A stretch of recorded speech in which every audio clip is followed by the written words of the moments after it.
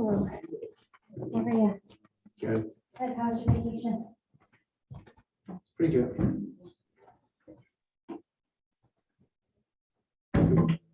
You what? We had good weather, so that's, we went to Lake House in Michigan. That we. Nice.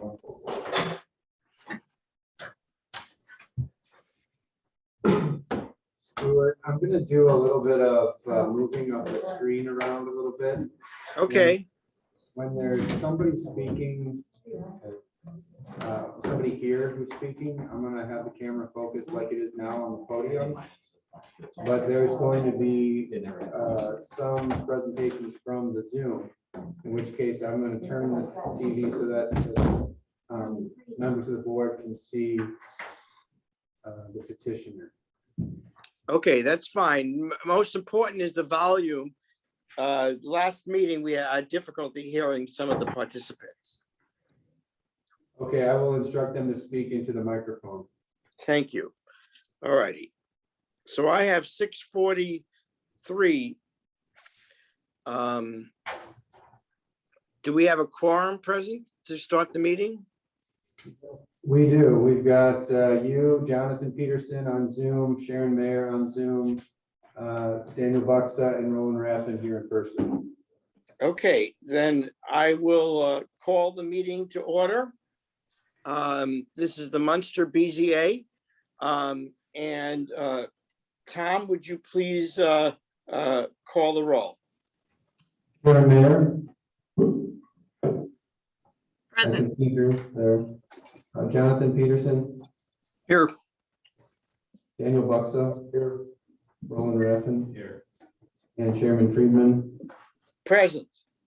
All right, next item of agenda, we should all rise for the Pledge of Allegiance, please. I pledge allegiance to the flag of the United States of America and to the republic for which it stands, one nation, under God, liberty and justice for all. All right, very good. Next item on the agenda is the minutes, the review of the minutes of the present meeting. Has everyone had an opportunity to review the minutes? And I'll entertain a motion if they have to review and approve the minutes. Mr. Chairman, Yes. I make a motion to approve the minutes as presented. Is there a second to that motion? I'll second. Okay. All right. Tom, would you call for the vote concerning that, please? Yes, Sharon Mayer, Yes. Jonathan Peterson, Yes. Daniel Buxa, Yes. Roland Raffin, Yes. Stuart Friedman. Yes. All right. The motion has been passed. The minutes are approved as a matter of record. Next item of the agenda is, I believe we have a preliminary hearing. And I believe we have a petitioner here. You want to, first of all, Tom, give a recitation of exactly what this is all about, and then the applicant can speak.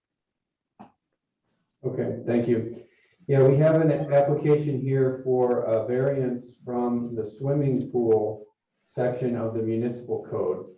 The applicant is Kyle and Jennifer Dempsey. They're the homeowners at 9745 Laurel Court. And they're being represented here by Jared Tauber. What they're proposing, and I'm going to scroll down here, is they own this house here at, as I said, 9745 Laurel Court, and it's enclosed on three sides by a fence. It's their neighbor's fences. They are seeking to install an in-ground swimming pool in their backyard, and it's not completely enclosed by the fence. There's one section in front of the garage along the driveway, I believe, that does not have the required fence. So they have been denied the opportunity to get a building permit for this in-ground fence, but they've submitted a request for a variance. And the swimming pool code is not part of the zoning ordinance. However, it does have a provision in it two relevant provisions. And the first is that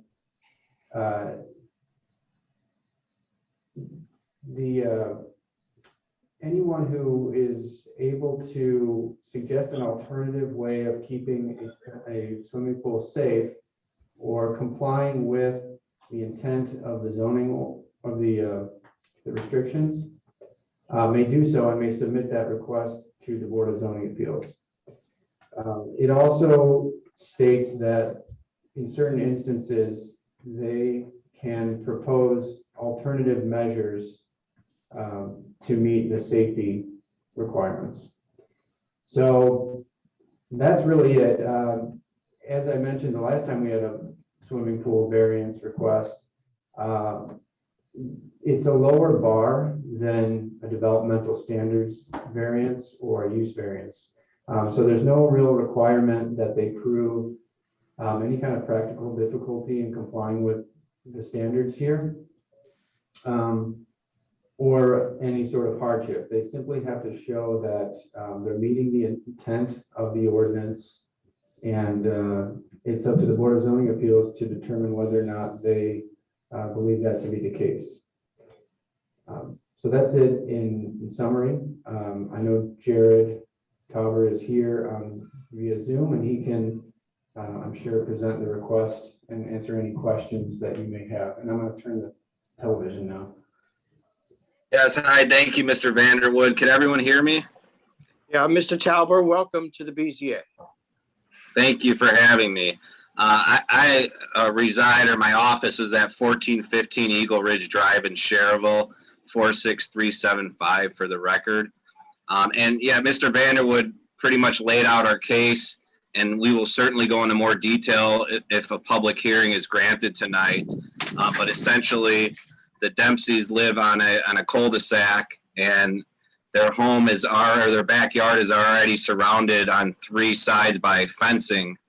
And so when they went to put in the in-ground pool, which also has the electric cover that will stay closed at all times when it's not in use, they were informed that they needed to put a fence up. And so they sought my services, and we talked to the town and thought that this might be an instance that we could get a developmental variance because the intent of the ordinance is there.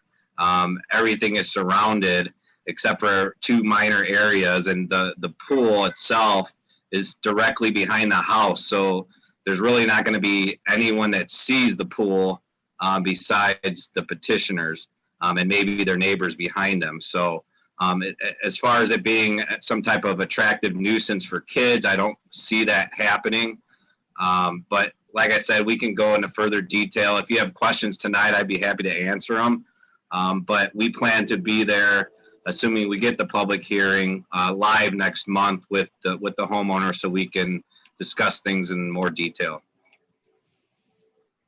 Okay, does anyone have any questions for the applicant?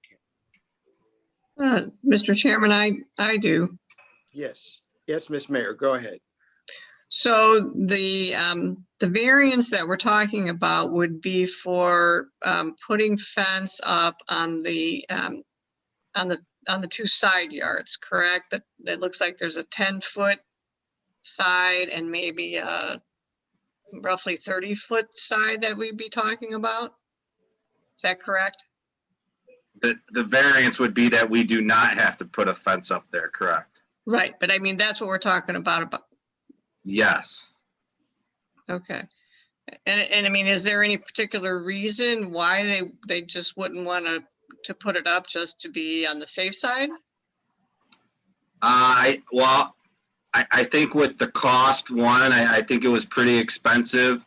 And I believe their quote must have had the fence going all the way around the yard as opposed to just on the two sides.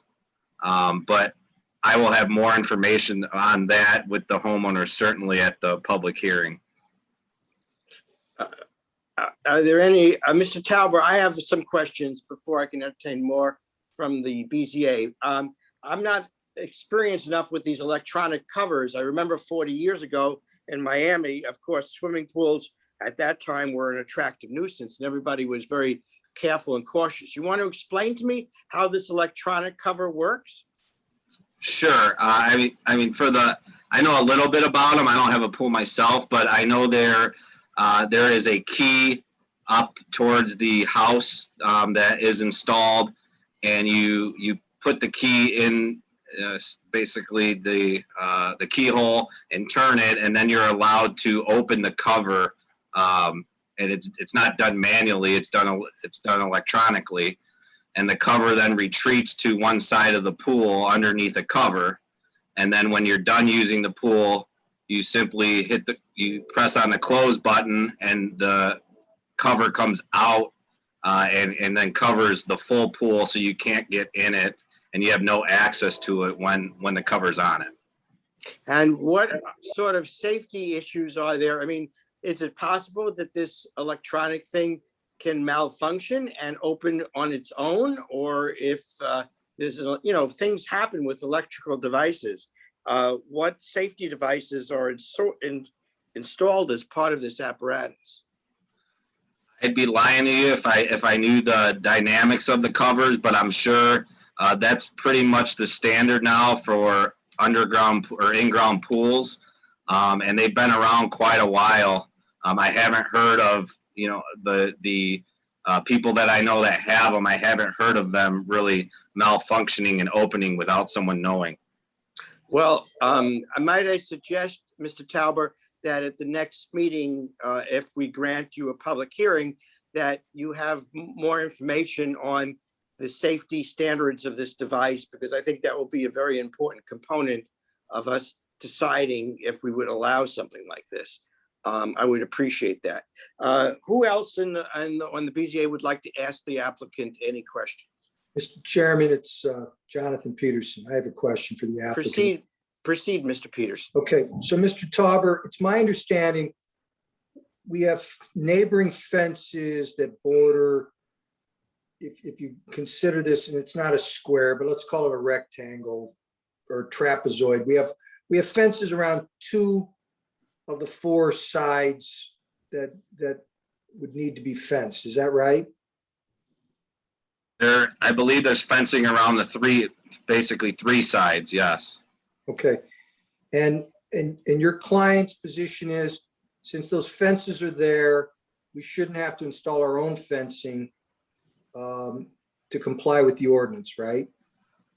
Well, and not only that, I know that, and certainly your ordinance does provide for that, but I believe there's other municipalities, and I'll get that information before the next meeting, that no longer require fencing for electric pool covers.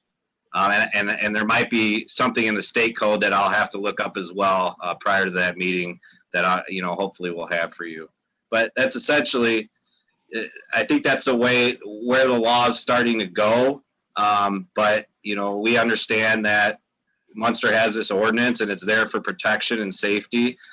So we certainly understand where the town's coming from and having it still in the ordinance. Well, what is the hardship that the petitioners have? Is it just an economic hardship? Is that what you're saying? Is that what you're suggesting? I think it's the cost of the fencing and the look it's going to show from the street to the house as it is right now. There's no fencing there, and they like that look. And if there's any other considerations that or reasons why they don't want to put the fence up, we'll bring that to the board's attention at the public hearing. Well, I can tell you this from my experience on the board. A pure cost basis for seeking the petition is often insufficient. The state statute calls for the applicant, the petitioner, to be able to demonstrate a hardship. And if it's purely cost, then maybe a pool is not meant to be for this petitioner. And I urge that you revisit this with them and demonstrate a legitimate hardship that goes beyond just a cost-based hardship. It seems to me that fencing is a necessity when you have a pool.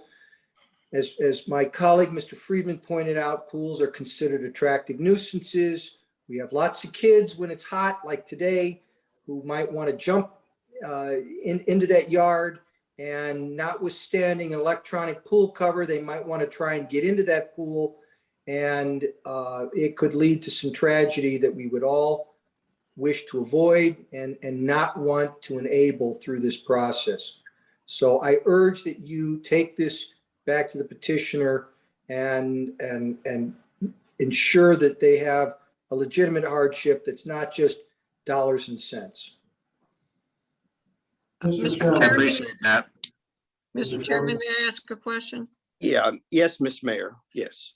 Mr. Talbert, is the fence that's on the three sides of the property, or I guess maybe this question is better directed to Tom Vanderwood.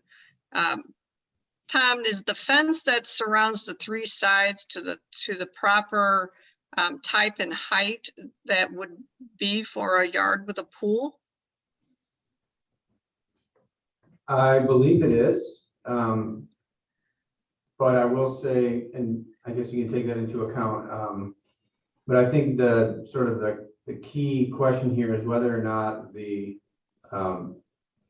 that pool cover is acceptable to the board as being a substitute method of preventing access. So I would say that under the letter of the law, it would be required to have a 6-foot fence completely surrounding the pool. And it could be surrounding the entire yard, or it could be surrounding really just the patio and pool. But what they're proposing is that they would not be required to install any fence, although there happens to be fencing on 3 sides. And as an alternative, they have the electronics pool cover, which is, they believe, an equivalent in terms of the safety that it provides. Okay, and do we have any data on this type of device? And how, I mean, it's only as good as the person who turns the key, right? If they forget to close the pool cover, then, you know, We have a then problem. it's worthless. Well, So they have not provided that information to us yet. I think that's a good thing to ask them to provide prior to the public hearing so that you can review that as part of the next staff report. I will say, though, that the state code of Indiana related to swimming pools has determined these pool covers to be the equivalent of a fence. So if we were strictly following the minimum standards of the state code, no fence would be required if they had an electronic pool cover. But Miss Mayor presents a point that if the Dempseys fail to close the cover, we don't have a fence as a backup as a safety posture, and that's something to consider. And in my years of experience with the BZA, this is the first time that we've ever addressed the issue of whether a swimming pool should have an electronic cover instead of a fence. That's my recollection. This has never been before us before. Sharon, that's my recollection. I've Yeah, never had it. This is the first I've heard of this, and you know, and I guess the reason I keep going back to the existing fence is that it's there. It doesn't, they don't need to put a companion fence up next to it. It's that they only need to put up about 50 feet of fence to close the 2 gaps on the sides. So I get it. It's not, you know, what the look that they're going for. I understand that, you know, but I mean, it would solve the whole problem. So I guess circling back though, I mean, is their intent on putting the pool cover strictly to keep out, you know, outsiders, or are they trying to protect their own children too? it's everyone, and it's like I said, that's where indoor or in-ground pools are going now. I think pretty much every in-ground pool they put in now, that's the standard, is you have these electronic covers that you can walk on. You can't fall in them and then fall into the pool. And I just might add, I mean, as far as the fence, I mean, I don't know anyone in our area or in our town that locks their fences up. I mean, I don't lock my fence up. And so even if they do get a fence, I mean, they leave the cover open, who's to say that someone's not going to wander back there? I mean, there's obviously what ifs, you can what if all day. And we want to, Kyle Dempsey is a State Farm insurance agent. I mean, he deals with liability issues all day. And so, if he's comfortable out of anyone doing it in his own backyard, I think that goes a little ways as far as whether or not he thinks it's safe. So, Mr. Chairman, Yes, go ahead. Yeah. I'm seeking Yes. a clarification on the standard of review here. During his introduction, Mr. Vanderwood said that the usual standard of review does not apply in a case like this. And later, Mr. Peterson said that it did apply. So what is the standard of review for this petition? So the way I read this, it's included in the staff report, section 26-102 of the Munster Municipal Code. Again, this is not a zoning code question. It outlines the purpose of the article, which is to preserve, protect, and promote the public health, safety, and welfare, protect the general public from damage and or injury which may be caused by the faulty and uncontrolled construction or maintenance of swimming pools, and preserve the value of adjoining private property. And then section B, it states, it is the intent of this article that the Board of Zoning Appeals may permit individual variances, and I think this is the key phrase here, when the request for variance from this article is not in conflict with this statement of purpose. The way I read that is that it's establishing an alternative set of criteria for the board to review when determining whether or not to vary from the specific standards of the article. Thank you. That satisfies me, Mr. Chairman. Okay, Mr. Chairman, yes. I'd like to direct this to Tom. So the state says you can go either this direction as a pool cover or a fence. Is this something we want to look at adjusting our ordinance in the future? I think it's an acceptable alternative. I've seen these pool covers.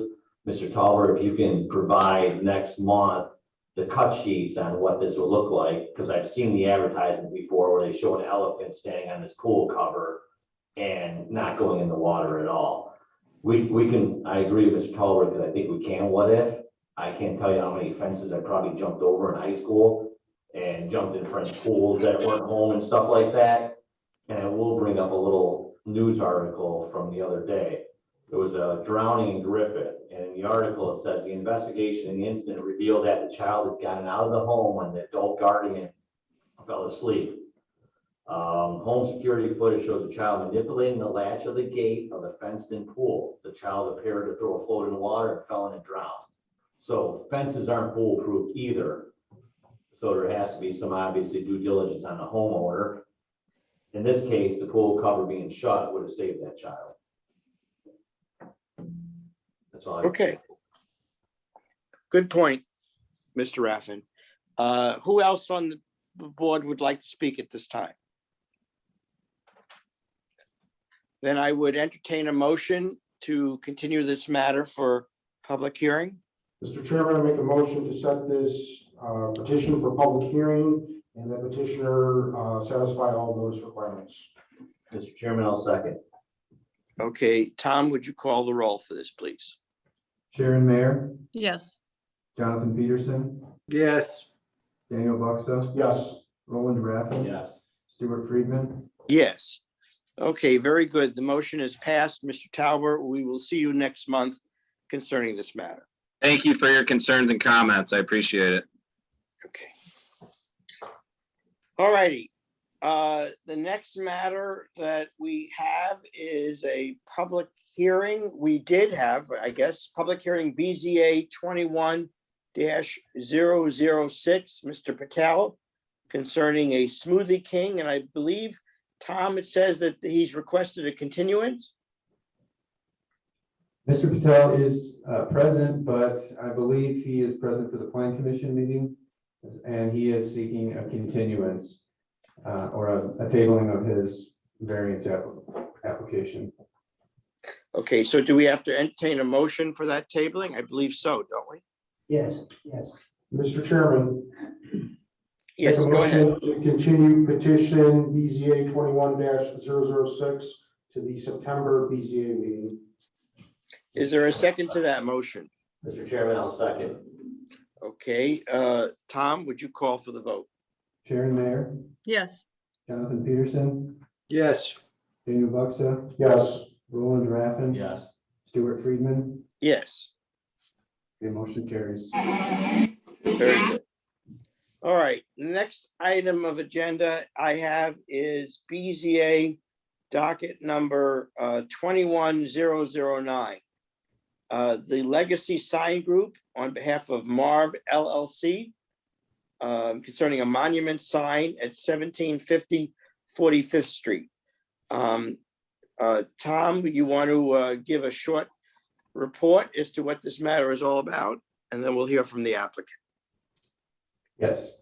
As you will recall, there was no preliminary hearing for this petition because I neglected to put it onto the agenda last month.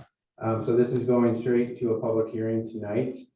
The application is from the Legacy Sign Group, and it's for a variance from a number of standards from our sign ordinance to install a monument sign at the Citgo gas station on the corner of Franlin and 45th Street. The address is 1750 45th Street. I'm going to first hand down and just show you what they're proposing. This is the sign here that they're proposing. This is the existing pole sign that's on the property. They're proposing to install it in the same, install the monument sign in the same location, which is here on the corner of 45th and Franlin.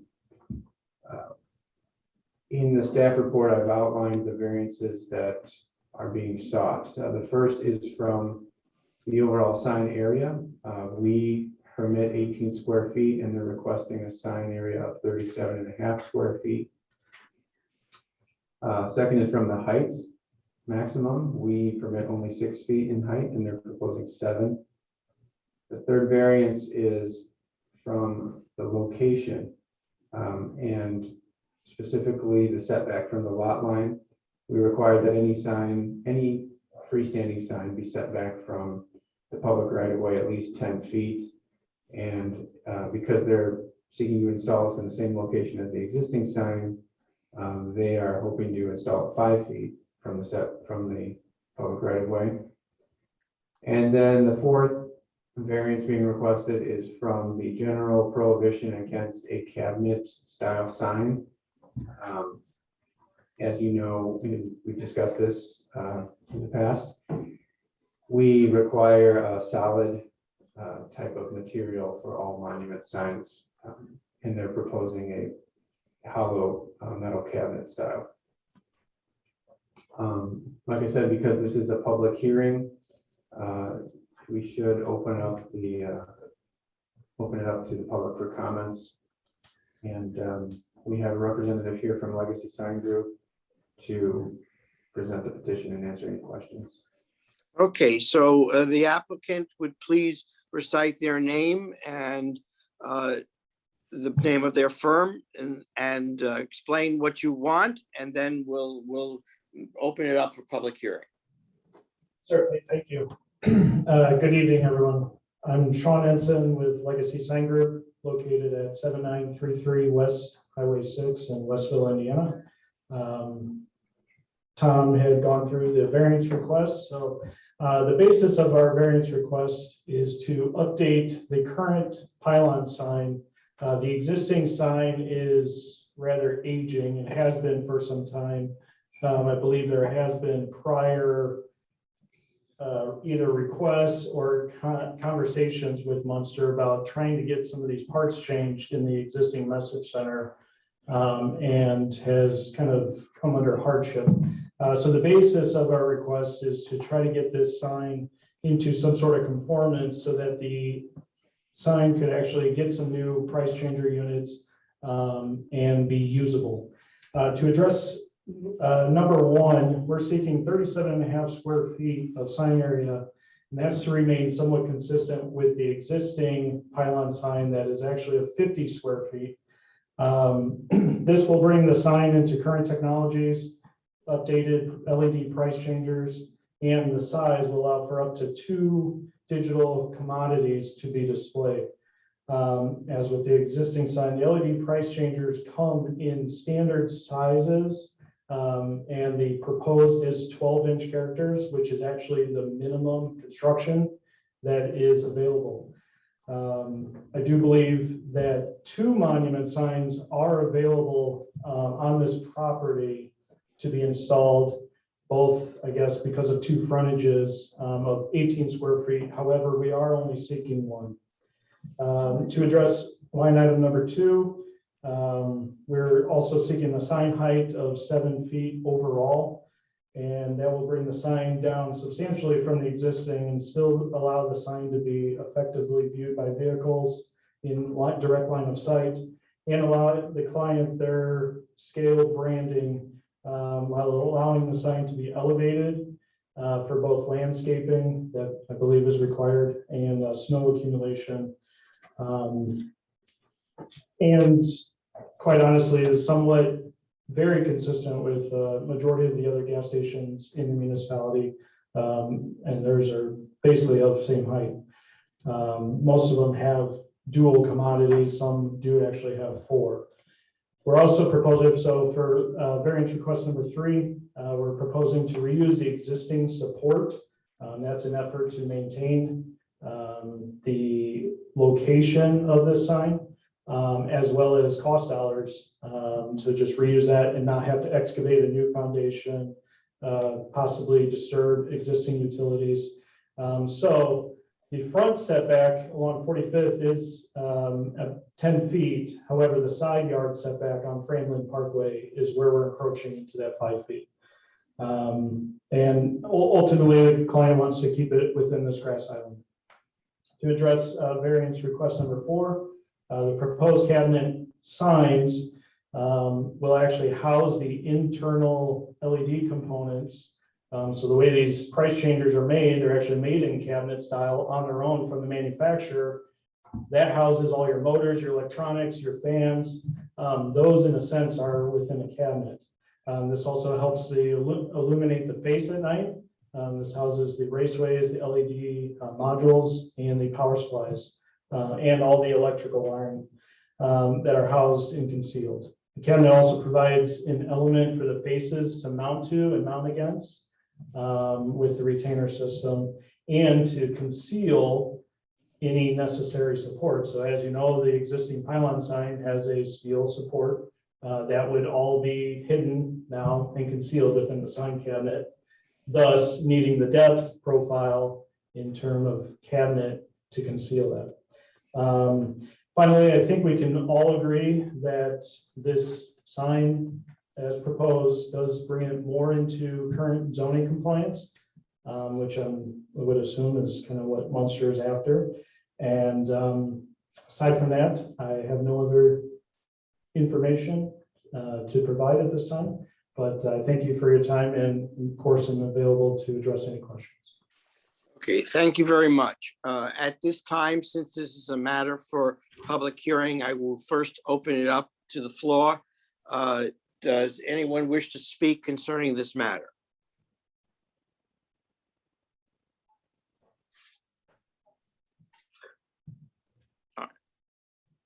Tom, I do not see anybody who wishes to speak concerning this matter. Is there anybody on Zoom that wants to speak or no? Based upon that, yes, Tom? I'm not seeing anybody. Nobody's Okay. making any. Based upon that, Tom, I will now close this matter, the public hearing portion, and I will now refer this back to the board so anyone could ask any questions concerning this applicant. Mr. Chairman, may I? Yes, of course, Ms. Mayor. So my question is related to the base of this sign. The drawing says that it's red brick with a limestone cap. Is that actual brick and limestone, or is it just a metal panel that looks like brick? No, so as designed, it will be an actual brick veneer. We use thin brick. It's applied to a Durock base, and then it will have a limestone cap. And then the sign will sit on top of that. Okay, very good. Ms. Mayor, any other questions of the applicant? Yes, so I just want to make sure I understand. So your drawing elevation shows one commodity, but you're saying that it's going to actually display two? Not immediately. The client was hoping to have availability to add a second commodity on display in the future. Okay, so what you're saying is that the sign would be made to be changed to two commodities? To basically have that face altered to move that, basically the 888 up now, that would become regular unleaded. And then below that have another unleaded. Sometimes there's a discount with the car wash or a discount program, a reward program, and they'll usually offer a cheaper commodity rate because of that. Or some do also still display plus and premium type pricing. And this sign would be illuminated and show the price on both sides of it, correct? That is correct. Okay, that's all I had. Okay, the board, anybody else would like to ask anything of the applicant?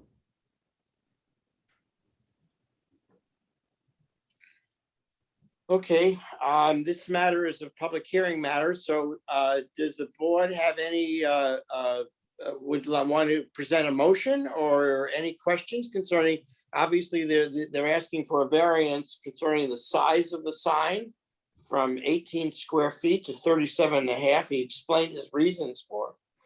Do we have anybody from the board who would like to present a motion concerning this matter? Mr. Chairman, Yes, Dan. I make a motion to deny the petitioner for all four variance requests. Do you want to recite your reasons for it? You don't have to. You're not obligated to do so. It is contrary to the town ordinance. Okay, very good. Is there a second to that motion? Mr. Chairman, I'm going to second that motion.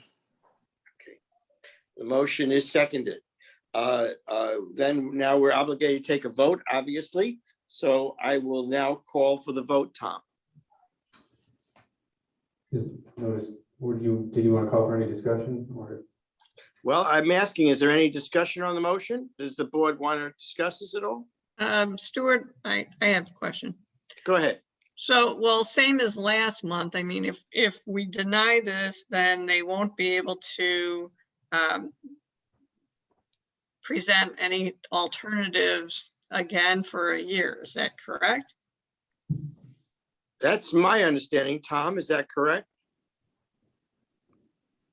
Yeah, it's 2 years. What we 2 years? they can't present us. I mean, they can't come back with the identical. They can present a different Request. sign. They can, right? Design changes, they can present a different sign. Potentially, yes. If there are substantive changes, if it's essentially the same, then no. But if it's a substantial change from what they're proposing now, they can present another proposal. That's correct. And Mr. Chairman, they could also comply with the ordinance and not need a variance. Right. Exactly. Exactly. I guess ask the question, how do we get away from cabinet signs with this specific style of sign? According to the other stations do now. Well, most of the other stations have legal non-conforming signs that are that do have cabinet style monuments, cabinets mounted on monuments.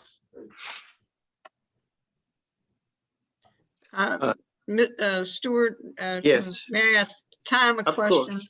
Sure, go ahead. So Tom, when it comes to gas stations, I mean, it seems to me that this is all that's available for signage for gas stations. Am I incorrect here in this assumption? I would not, I'm not sure I'm totally qualified to answer that question. I don't know. Well, I all guess the- what I'm getting at is I don't know, if there's a possibility that they could conform. I mean, this is the type of signage that you see at gas stations. So what are we asking them to do that, that it may not be available? Well, I think that there likely are other ways to have a sign for a gas station. I don't know off the top of my head exactly what that would look like, but I believe I have seen signs that are all brick. They have, the LED, that's a hollow construction, and the LED price changer is mounted onto an actual brick monument that runs the full height of the sign, rather than having a cabinet set on a brick pedestal.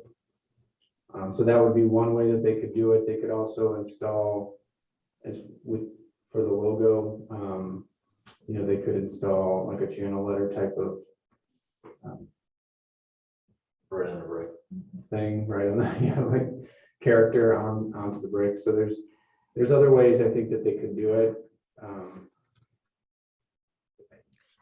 There are alternatives, as I understand it. I've been on the board for many, many years, and we've had many, many gas station companies come before us. And there are ways to conform to our requirements and make an attractive sign that would market the actual business. I mean, the issue of the gas station, we all know the Citgo station is there. We are all interested in the price of the gasoline, but the size of the sign is not paramount to their getting more business. The issue of a hardship is that, well, I don't see that there's a hardship here that they are going under, but it's up to the BZA to ask the questions of the applicant. The applicant has the choice of withdrawing the application and coming back with another proposal, or we will vote on the motion. At this point, the motion is on the table, and I would like to hear whether there's any more discussion from the BZA on the issue of the motion. Otherwise, I'll ask for a vote on the same.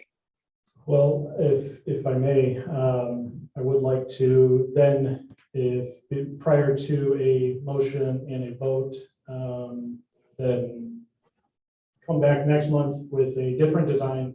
However, I will say that we're not going to get away from the cabinet style. There is going to be some sort of cabinet style here, just with the LED. That's just how they come. That's standard from the manufacturer. It comes in a 5-inch deep cabinet. Yes, perhaps maybe there is a way to conceal that within a brick or a stone base. That is possible. However, it does exist to be a cabinet. All right. So if I may, I would like to circle back with our client, and if upon the board's allowance, continue this until next month with a revised and submit a revised design. All right, well, then on that basis, then I would ask the movers of the motion whether they would be willing to withdraw the present motion and then move to table this matter until the next meeting. Mr. Buxer, how would you like? I will withdraw my motion. And I believe who seconded that motion? Mr. Peterson? Mr. Friedman, I'll withdraw my second. Okay, very good. All right, then the motion is withdrawn. And now we will entertain a motion, because this is a public hearing, to table this matter until the next hearing date to give the applicant an opportunity to come back to us with something perhaps different. Who would like to make such a motion? I'll make that motion, Stuart. Okay, and a second to that motion? Mr. Chairman, I'll second. Okay, let's call for the vote on that motion to table. Sharon Mayer, Yes. Jonathan Peterson, Yes. Daniel Buxa, Yes. Roland Raffin, Yes. Stuart Friedman. Yes. All right, the motion has been tabled. Thank you very much, sir, for coming before us tonight. Thank you. Have a good night. All right. I believe that is the active items other than findings of fact. Tom, we have a findings of fact for the BZA Corridor Chicago matter. We wish to have a motion approving those findings of fact? Mr. Chairman, I make a motion to approve BZA 20-012 as presented. Is there a second to that motion? Chairman, I'll second that motion. All right, the motion is seconded. Tom, please call for the vote. Sharon Mayer, Yes. Jonathan Peterson, Yes. Daniel Buxa, Yes. Roland Raffin, Yes. Stuart Friedman. Yes. Next item on the agenda is findings of fact concerning the Guy Costanza GM contracting matter regarding multiple variances for commercial development at 407, 411 Ridge Road, Munster. There are findings of fact presented to us. I'll entertain a motion to accept those findings of fact. Mr. Chairman, I make a motion to accept as presented BZA 21-002. Is there a second to that motion? I'll second that. All right, thank you. Tom, please call for the vote on that. Sharon Mayer, Yes. Jonathan Peterson, Yes. Daniel Buxa, Yes. Roland Raffin, Yes. Stuart Friedman. Yes. Okay, the third item is another set of findings of fact concerning BZA 21004 Good Oil Company, requesting a conditional use permit to reuse an existing accessory structure as a car wash at 9451 Calumet Avenue. I believe that we have findings of facts to review and approve here. I'll entertain a motion to that. Mr. Chairman, I'm on a roll. I'll move to approve BZA 21-004 as presented. Is there a second to that motion? Mr. Chairman, I'll second that. I believe it accurately reflects the vote of the board. Okay, very good. Tom, please call for the vote. Sharon Mayer, Yes. Jonathan Peterson, Yes. Daniel Buxa, Yes. Roland Raffin, Yes. Stuart Friedman. Yes. All right, next item and the last item is for BZA 21007 Good Oil Company again. Findings of fact regarding a variance for the minimum setback standards for an accessory building to reuse an existing non-conforming building as a car wash. And we have findings of facts before us. I'll entertain a motion for that at this time. Mr. Chairman, I make a motion to approve BZA 21-007 as presented. Is there a second to that motion? Mr. Chairman, I'll second that motion. I believe it accurately reflects the vote of the board. Thank you, Mr. Peterson. Tom, will you please, I will call for the vote. Sharon Mayer, Yes. Jonathan Peterson, Yes. Daniel Buxa, Yes. Roland Raffin, Yes. Stuart Friedman. Yes. All righty. Then looking at the agenda, are there any other items of discussion at this time? Stuart, I have a question for Tom. Of course. Yes, go ahead. Tom, I was hoping you could give us an idea of what's going on with, I believe his name is Michael Dusk, the home on the corner of Oriole and Fran Lynn with the big garage. Yes, he has been formally notified that he has to close off his garage that faces onto Franklin, the attached garage. But he has actually not started using his detached garage yet because he still has a fence in the way, and he's waiting on a fence contractor to remove the fence and I think install a gate so that he can access that. So is there like a time limit or, I mean, it's been going on for over a year. Yeah, we haven't, I'd have to ask our chief building inspector whether or not he gave him a specific time limit for that, but, I think he's been using his actual garage for storage of cars because he can't access his detached garage at this point. So it's essentially a glorified shed because he can't use it as a garage. So I think once, I mean, he doesn't really need to, doesn't actually really need to use it as a garage. It could just be a very large shed, as I just described it. But once he does start using it, that's really when he needs to close off his other garage. And it's just a strange way that our ordinance regulates that, but it's based on a number of garage spaces and yeah, he's not using it as a garage, so. So technically, this garage so- open. So based upon the use of the premises as he's using it now, he's not violating anything. Is that the position of the town? Right, because it's not accessible to vehicles at this point. Okay, Because it's in- Mr. Chairman? so is the enforcement authorities going to keep an eye on that, or do we keep an eye on that? We will keep an eye on it. And as I said, he's been notified of the need to move towards that end. Mr. Chairman, Yes, does the individual need a variance for an accessory building of that size? I withdraw the motion. Tom, I don't know. Does he? No, he does not. Tom, there was something with the height though, was there not? It's taller than the normal garage that we're used to. Yeah, it was built during the period of time when the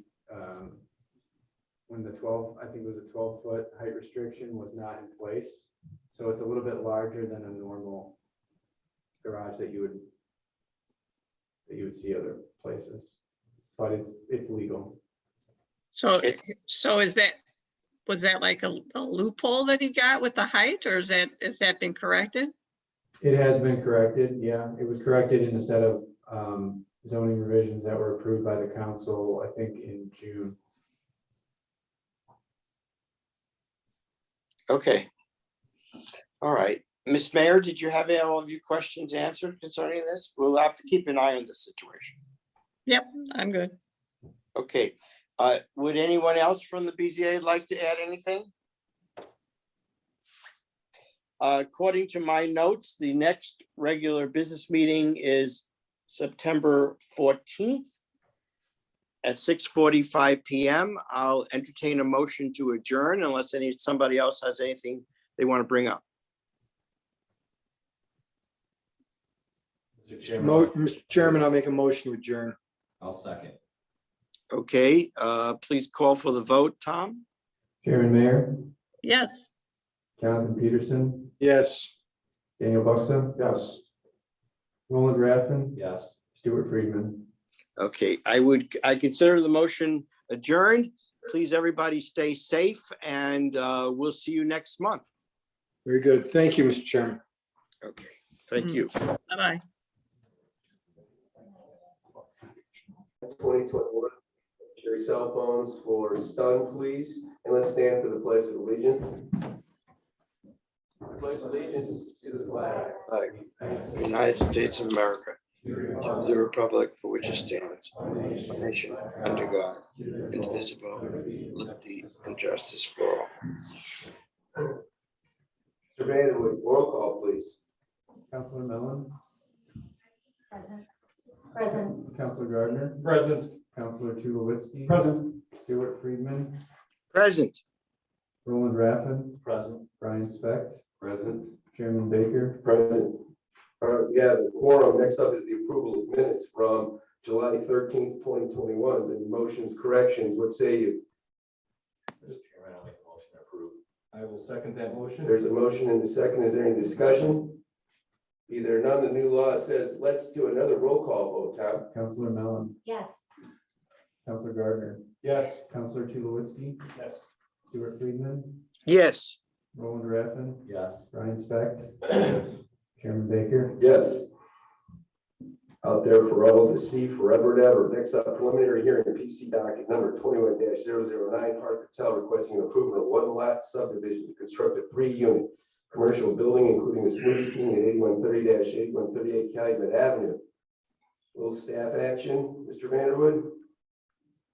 Yeah, certainly. This is a preliminary hearing for PC docket number 21-009. The applicant is Parth Patel. He's the owner of 2 lots on Calumet Avenue, 8130 and 8138 Calumet. The zoning district is the CV4A General Urban Character District. And he is proposing to consolidate the 2 lots. Currently, they have 2 vacant buildings.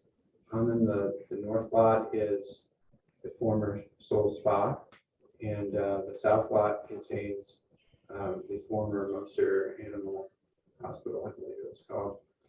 Both have been vacant for many years. He is proposing to consolidate the lots in order to demolish those buildings and redevelop the site with a 3,600 square foot 3-unit commercial building. He has 1 tenant sort of secured, which is a Smoothie King restaurant, which would be located in the south town space. Site plan here.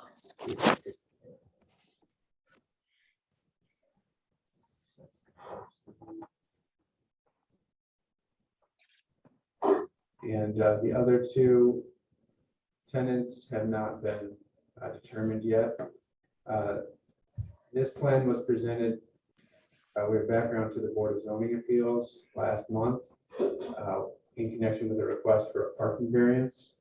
That parking variance was requested so that he could have the flexibility to have either another restaurant or 2 additional retail spaces or 2 additional retail uses in those tenant A and B spaces. He's since been tabled at the Board of Zoning Appeals. So this application would assume that any use would comply with our parking standards. So that could be an office and a retail use, or potentially 2 office or personal service uses in those 2 other units. But in any case, his site plan is shown here. As I said, there's 3 spaces. He's proposing a parking lot in the back, a shared driveway along the south edge of the property, closing the driveway that's currently, you can kind of see the apron here. That'll be closed off, and the entrance and exit will be consolidated here on the south end. There's also a 10-foot alley that's being maintained along the west edge of the property. And that's essentially it. As I said, it's a subdivision, so he's consolidating the 2 lots. That requires a preliminary plat and a preliminary hearing. Next month, he would be seeking public hearing and approval of the preliminary plat and the final plat. Ultimately, this project would also require approval of a development plan. So you'd be looking at architectural renderings in full detail. You would be reviewing the landscaping plans and the photometric plans, the lighting plans. He does have those. I don't know if I included them. I have seen them, and they've been reviewed by the site plan review committee here. And we found that outside of this question of the parking, which has yet to be resolved, this project does comply with our zoning ordinance and our subdivision ordinance. So the recommendation that I would have is that you would set this for a public hearing next month. Thank you. Bring it back to the board. Any questions for Mr. Vanderwood?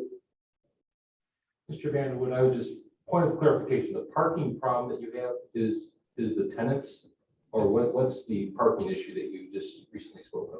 Yeah, the issue is that certain uses require more parking spaces per square footage. So he had initially requested a variance so that, I'll just tell you, a restaurant requires more spaces than an office or personal service type of use. So the request was to have a variance for that more restrictive parking. But if he has one restaurant and two other uses, then non-restaurant uses, he's meeting the parking code as you interpret it now. Correct, and if he doesn't actually receive a variance for the parking, then any tenants would be restricted. He wouldn't be able to, it's something that we just have to evaluate and make sure he's not violating that. Okay, thank you. Mr. Chairman, Yes, sir. so this is basically obviously just for the one lot subdivision, making it two lots and one tonight, no approval whatsoever regarding the building structure, size, that kind of stuff. That's just, they'll come after BZA. Yeah, so next month, he would be seeking approval of the preliminary plat, which is the consolidation of the one lot subdivision. And I believe he will also be seeking approval of the development plan. So at that point, he would be looking at the footprint of the building. He would be reviewing all the more detailed drawings. But he would need approval from BZA before he can make a determination on this board. If he doesn't get variance of parking, things change. Well, only if, not necessarily, because I think, and he can, Parth Patel is here, and he can speak a little bit about his future plans, but I think his intent is to get the building approved as it's being presented here, and not necessarily seek a variance until he has a specific tenant for whom he would be requesting the variance. So his plan is to get it approved, knowing that his uses are restricted. If during the marketing of the building, a tenant comes forward, that's a restaurant or two retail uses or something, at that time, he would work with that tenant to try to obtain a variance if it was necessary. Does that make sense? He's going for a variance now, though.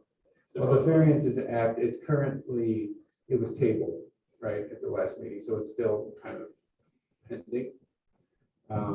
But, and again, I don't want to necessarily put words in his mouth, but I think his idea was he understands that it's a little bit difficult maybe for the board to say, oh yeah, we'll give you a blanket variance just for whatever restaurant without understanding the dynamics of any particular user. So I believe his intent, and he can, confirm or deny this, is that once he has a specific use, a specific user, that's when he would want to seek that variance. And he doesn't know the timing on that, so that's why he's leaving the variance. Mr. Chairman, I think it would be prudent to have the petitioner tell us some of his plans here. I understand. Yeah, what we're doing here now is doing a preliminary hearing that's combining two lots into one. And if you want to go down the rabbit hole and talk about variances and what kind of colors, we can do that, but it's a little premature in my opinion. So if you'd like to hear from the petitioner, by all means, I think that's something that's okay by me. I would like to hear some of his points. Mr. Patel, come up, please, state your name and conditions and what's going on here so you can let Mr. Raffin and everybody here know what your game plan is. Hold on, Mr. Patel, Mr. Chairman. Yes, sir. I will be recusing myself from this conversation, this discussion, as Mr. Patel has a relationship with my employer. I understand. Thank you. Good evening, members of council. So as Mr. Vanderwood pointed out, we originally had went to the BZA meeting seeking a variance for the parking. That's basically to determine if we would be able to get a restaurant user in the remaining two spaces. At this time, the BZA determined that they needed more information on the user. So instead of waiting on the actual development, we're going to move forward with the existing use as it is to code, which means we could either get a retail user, an office user, or two office users. We're still okay moving forward with the development without having to go back to get a variance because it's already to code. Now, if we do get a restaurant user, that's why we have the tabled motion come back and be like, okay, so Domino's wants the space, this is the user, they require this much parking, can we get the variance? Now, if for some reason we end up getting a marketed retail user and an office user, we'd have no reason to come back for the parking variance. So at this time, we don't see the reason to discuss the parking since we don't have any idea on which users will be taking them within the 2 spaces, but we do want to get the building put up. As far as the development goes, because I know Mr. Raffin had brought up what's the building gonna look like. I had forwarded Tom a development plan already because I wanted to get some feedback at this initial meeting, so that way we're not getting delayed at the next meeting. So I want to ask Mr. Vanderwood if he's able to pull that up.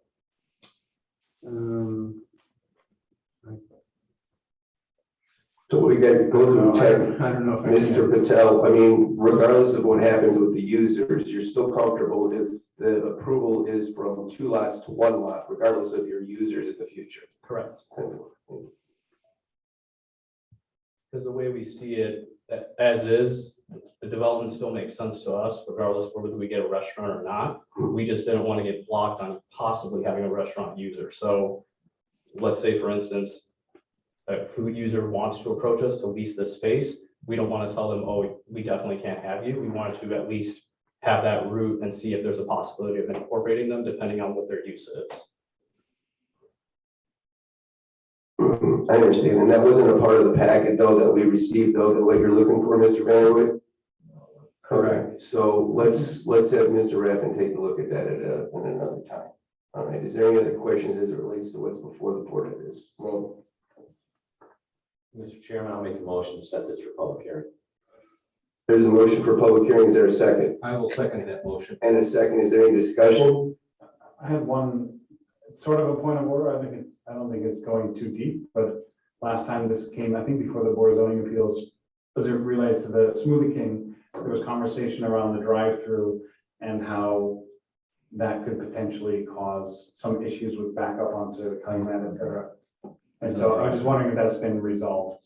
Yeah, sorry, this layout doesn't have a drive-through. Okay. It's just straight up 3 inline tenants and it's all to your current code. So there are no variances that we're seeking on this development. Okay, excellent. Thank you. No further questions. There's a motion and a second. Is there any other discussion? Either none, Mr. Vanderwood. Councilor Millen, I will recuse myself because the petitioner has a relationship with my husband's bank. okay.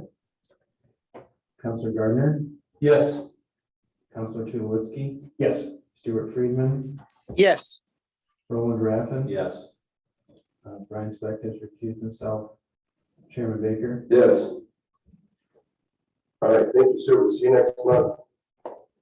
Next up is a public hearing, PC 20-009, Guy Costanza, GM contractor, requesting approval of a development plan for commercial development at 407-411 Ridge Road. Mr. Vanderwood, I've heard of this one. No way. Come on. Hold on, is your missing name Mr. Vanderwood? Okay, I'm gonna pull up the plans.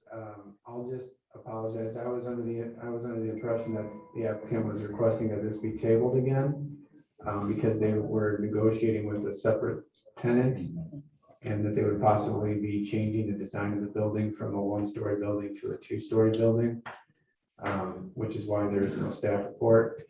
I did load up the plans, as I believe are the most recent plans for the project. And I know that you've all seen them before. I'll just note that there were a number of variances that were granted for the, let me just pull this up here. Stop. Back and forth. But essentially the project is a 2,500 square foot building on approximately half-acre lot located adjacent to the South Shore Railroad and Ridge Road, west of the Harrison Ridge Plaza. The applicant has received a handful of variances for the project, which are all reflected here in this site plan. And other than those variances that were approved, it complies with all of our zoning standards at this point. I will note that I I have not reviewed the architectural renderings in detail, just because, as I said, I was under the impression that they would be revised. So I would request that if the board does choose to approve it tonight, they approve it conditioned upon a final review of the architectural renderings, just to ensure that it complies with all of our zoning standards. We have no objection to that condition. Let's see, the other thing that I would just mention is this project has already received a approval of the subdivision to consolidate the two lots. And at the time that that approval was given, it was made conditioned upon the approval of the final development plans. So once this is approved,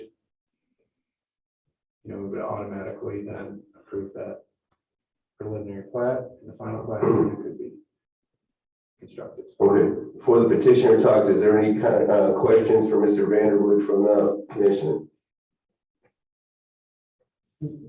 Either none. Is there anybody? I guess my question is when did you find out this wasn't tabled?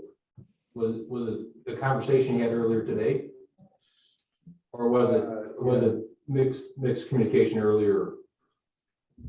I spoke with the architect the Friday before last, and that's when I learned that they were requesting that it be tabled. I spoke with the engineering architect today, and they informed me that the negotiations with the dental office had not been fruitful, and so therefore they were seeking approval tonight. So put it back on the agenda today. Right. I mean, it was on the agenda, but it was. Okay, the but recommendation was today. that's fine. Any other questions? Is there anybody here to speak on behalf of the petitioner? Yes, if it please the board, John Reed, Abrahamson Reed and Bills 8230 Holman Avenue in Munster. I'm here on behalf of GM Contractors and Guy Costanza. We have, obviously, as you know, we've been here before. Everything's been worked out as far as all the variances that were needed are concerned. They've been approved and been modified and approved. And I am here tonight. My work here as a, other than the law, a layperson. The engineer is here, Don Tarenga, the architect, Ted Rohn is here. The owner, Guy Costanza, is here to answer any of the questions. We do believe that we meet or exceed photometric landscaping, all the other requirements of the town for the development. I know one of the issues we had previously was water storage. That's now an underground storage facility at the northwest corner, underneath a landscaped area there. So we believe everything has been worked out, and apologize for any confusion that there was. My understanding with the dental office was this is about the third time that dental office has come around and sort of, kick the tires to see what they want to do. And the question was, what would it take to make those changes? Could we potentially do that if they came along and said yes? And I said, yeah, it would probably be okay. I think this was a conversation I was not part of, but I don't know that it was intended to be tabled or anything. And I apologize when we didn't get full notice. But I can tell you the renderings are there. They're in the packets. All of the elevations are there, and the materials are here somewhere. I dropped them off some time ago with Tom. They're really heavy. I'll go. Sure. All right. It took me 2 trips. We'll see how the young guy can do. But yeah, so we think, unless anybody has any, there's questions for the architect and engineer about the basic design or layout or anything like that, they're here to answer those questions. All right, bringing back to the board, I'll start. The question is, the parking significant for any users that you guys are pursuing? It is not. There will be one, right now, the plan is one carry-out restaurant, not seating restaurant, and the other is a delivery down. So you can't have a sit down then? We could, under the BZA, we could have a sit down, but would be limited to, I think it's 70 seating positions. The limit on seating positions, obviously, that's where the parking limitation comes in. But we don't plan to have any. Thank you. Any questions? I just have a comment. I really am not comfortable passing this without staff review of the plans. And I understand the Tom's mentioned in your agreement to passing this contingent upon staff review. I guess I want to wait till Tom comes in to ask how long his review is going to be. I do think if it's contingent upon one item, it's one thing, but if we're passing it contingent upon a number of different things, I think it's wise for our staff to do this in full and then come back. Again, I don't see anything, any big issues with this, but at the same time, I'm not this planning and building department, so. If Mr. Gardner, if I can just address that, and I'm not laying the blame at anyone's feet. It was not the intention to table this out. We've been working on this for a very, very long time. And I'm not, and I know that, hey, look, the staff's been careful, everybody's been careful, everything's been done right down the line. Those three people back there and me, this is about all we've been doing this for a long time. Yeah, And we're up against the construction season now. Yeah, well, this started in 2019. Yeah, I remember coming to the first plan committee meeting when this was being discussed, and it's been tabled many times not by the wishes of this board, but by other people too. So again, ultimately, what happened was we were asked because I know the town, and I get this too. I sat up there, you know that. Yes. I like to know who the end user was. Frankly, you don't really have a right to know that. As long as they fit in the zoning code, it's over. But we didn't have an end user at that time. So designing a building and here's my materials when you don't have an end user seemed kind of silly. And we thought, we're going to bring in a plan and we're going to show it to you. And then we're going to get users and then we might have to change that plan. Well, we're not going to build something we didn't show you first, So it was kind of a mutual thing. Like Tom said, look, I think the board is getting sick of tabling this or getting sick of deferring it. Just withdraw your petition and come back, which we did, but we're getting to the point where we're pretty up against it. That's the only reason. Yeah, and my concern is we finally have a plan with building materials, elevations and things like that. And our staff hasn't had a chance to review that. That's where my concerns. So it's nothing, Tom, it's something he hasn't seen before. He said the materials, you can all touch it. There's no ephes and junk on this building. It's all brick and stone and metal. So I know we went through a lot of machinations with that, with the previous projects. The ephes doesn't last, it looks awful, it falls off. We went from 80-20 to 20-80, I think, over the years. This building has 0. I will confirm just what John said as far as the plan for the planning staff reviewing the site plan. The site plan has been reviewed multiple times. And, we reviewed it, the last time we reviewed it here is when it was determined that they needed additional variances, and that's when it went back to the Board of Zoning Appeals for those variances. And so I'm comfortable with the site plan. I think it's been through the ringer a few times, and as I said, with the variances in place, it now complies with our standards. As I said, the only thing that gives me a little bit of pause because I haven't really taken a close look at the architectural plans, and I know this board really hasn't either. I haven't reviewed them just because it hasn't been on the agenda, so I've had no reason to really take a close look at them. So that's really the only thing, which is why I suggested that if the board does approve it, I think it would be appropriate to have that as a condition.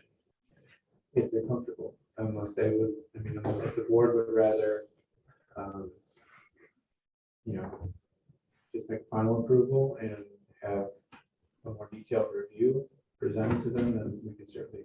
I understand this is still a public hearing, so we still have to check that box too. So any other questions for the petitioner? When it's come before the board before, there hasn't been a tenant, now I understand there is maybe a tenant or there's a guarantee that it's. There are tenants that are engaged in leases that are ready to take. I can't tell you they're not going to go out of business tomorrow or something very terrible is going to happen, but there are tenants for the building, and that's what's being constructed for. We've known that for a while, 6 months or so. We've had other tenants another tenant keeps coming up, and we want it well that they find something else or they don't want it for some reason. I wish that conversation had never happened, but it happened. So. Mr. Reed, is there rooftop units going on this? Because I've not seen screening on these elevations. Or is that an architectural or engineering question? Yeah, there will be rooftop. Come up, please state your name. We have to do all that. This is government. That Roan with Roan Associates Architects.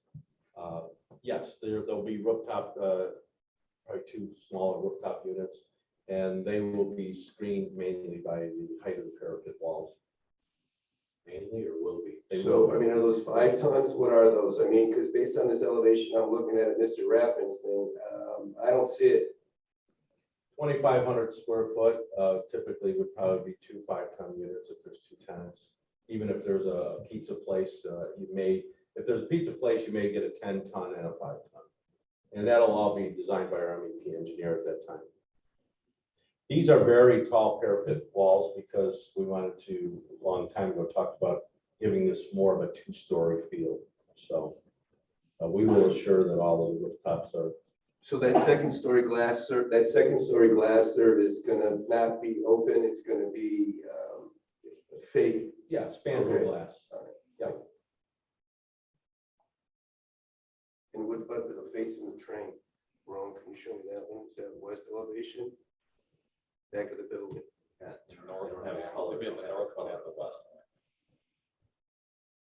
then facing the street. There's south is facing the street, right?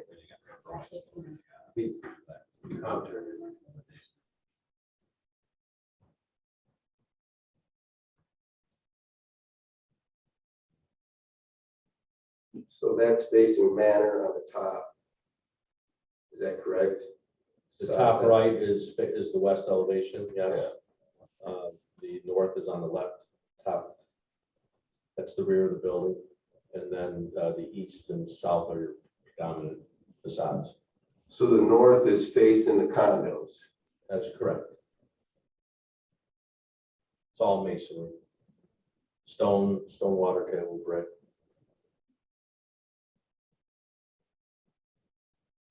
Isn't there a bunch of parking on the north side too? So when I'm walking up to the building from the north, what I see is the 2 doors and the brick facade, then, correct? Yep. Was there a premise for that? As opposed to having a 3-sided building? Well, the main premise that drives that is the function of the tenant inside. We've got 2 predominant facades that have your entry that by the ordinance should be your east and north, south. At some point, you do have some functional aspects of each place is going to have a kitchen, and so there's going to be some service. You've got to have some solid walls. That would be by a work entrance. Thank you. All right, any other questions? Waiting for it, but I have to ask if anybody has any other questions. All right, so next, we're going to let you guys go, and we're going to open this up to public hearing, please. So let me take that time to do that. If anybody from the public would like to come up and comment on this particular property and this particular petition, please do so. Come up to the podium, state your name. Once, twice, 3 times. Close the public hearing, bring it back to the board. What say you? Chairman Baker, I guess I have less concern than Commissioner Gardner with the design and having and placing that trust in Tom and his staff and reviewing it to make sure it meets the material requirements and all the requirements of the building. I think Mr. Turinga and Mr. Reed and Mr. Cassans have been around and they know our requirements, but I would like to think that there would be very few changes based upon their knowledge of our requirements. And so I have less concern over that than Mr. Gardner. That's just my opinion. Or just maybe re-ask, Tom, what are the things you're looking for in the site plan that you're not 100% comfortable with today? Apologies if that's a repeat from what you said a few minutes ago. No worries. No, it would just simply be the building architecture. As I said, the site plan itself and the landscaping plan have been reviewed multiple times at the Board of Zoning Appeals level. So we made some adjustments to bring certain things into compliance, and then they got variances for the others. So I think that's fine. It's just really a question of the the building itself. Thank you. Mr. Chairman, Yes, sir. to be honest with you, I was hoping this was gonna have a little more pizzazz. I was hoping it's gonna bring a train station kind of feel, the same kind of train station buildings I see built around my sister's house in Naperville or Hinsdale. To me, this looks like the Dunkin' Donuts I built on 47th and Western, to be honest with you, with a little bit more stone on it. It's got nothing that jumps out at me. It's nothing that says, hey, this is the new train station coming. It's just, okay. You know, that's my opinion, to be honest with you. The flat roof lines, just, it looks like two strip malls, one taller than the other, in my opinion. To that end, at the previous council meeting, we had CDM Smith come and do a review of some proposed betterments that they have made for the Main Street train station, and which may influence the Manor Avenue station to a certain extent, like the color of railings and the types of canopies and things. So that is something, those designs, I'm wondering if the developer might be able to work with town staff to evaluate if there are some of those coloring or bricks or something that isn't maybe a major structural change that might fit into what's going to be quite a significant development that's putting up. I mean, this has become a really important spot, this corner, because of what is going to be there and its function. So I don't know, it's just a comment that there have been some aesthetic suggestions made for a train station. I don't know, we can't promise that anything's actually going to be different from the baseline South Shore train station at Manor Avenue, but just to open that up, that maybe that there's a conversation as the building works out or at the site plan meeting.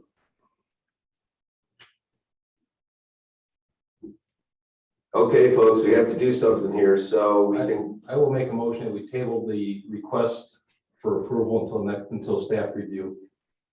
Mr. Chairman, I'll second. there's a motion to table and a second discussion.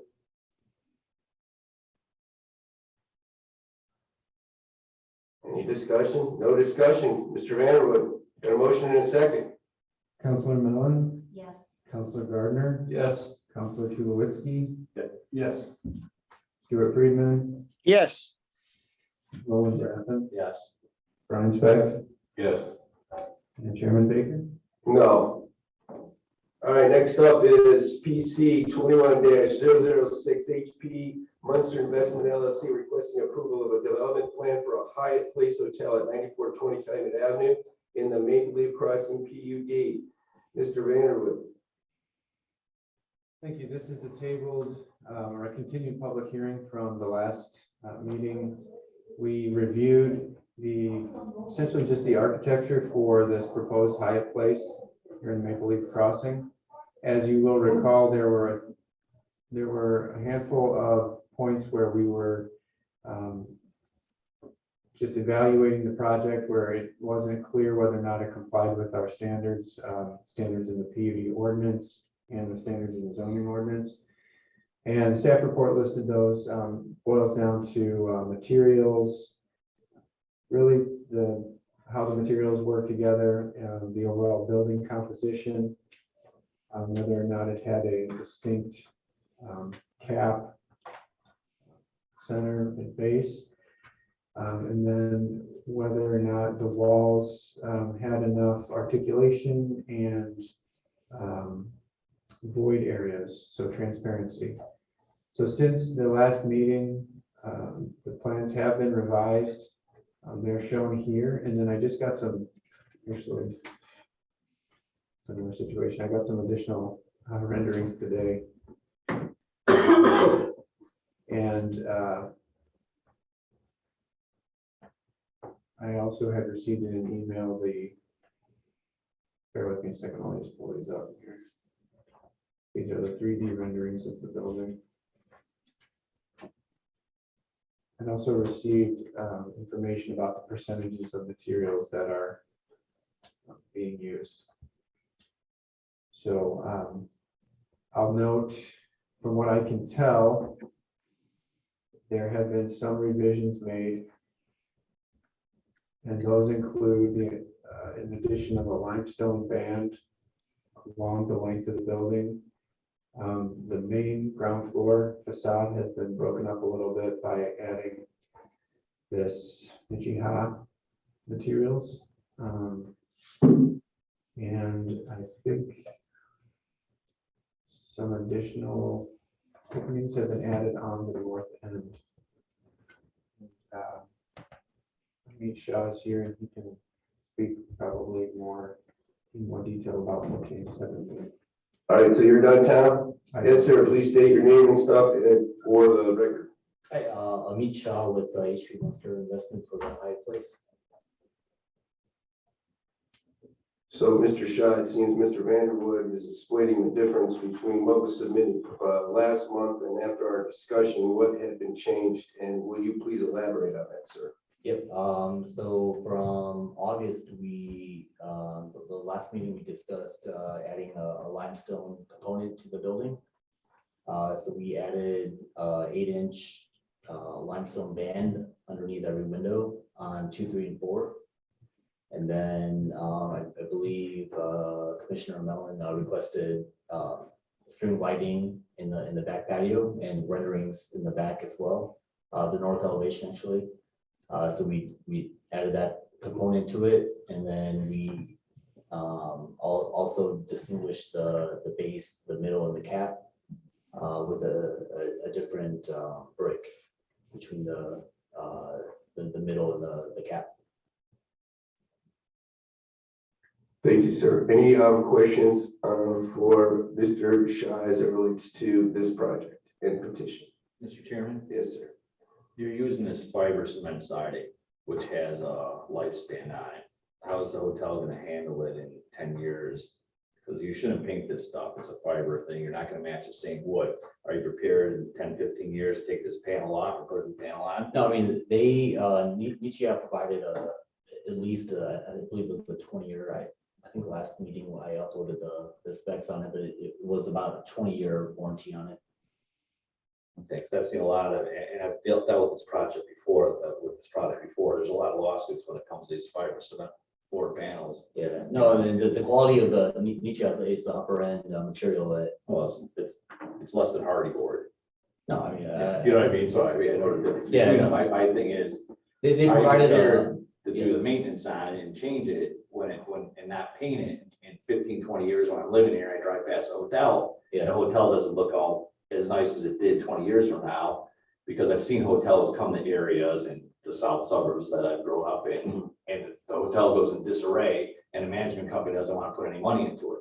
Yeah, no, I mean, they did provide an actual warranty for defects or I mean, wear and tear within the 20 years, but typically for a hotel, we do a full gut within 10 years, depending on wear and tear. Okay, so you're prepared in 20 years after replace the siding and put it on board. Brick obviously is I mean, brick would obviously last, but I mean, a lot of commercial developments are using Nichia, which, I mean, they're approved for a long-term expectancy.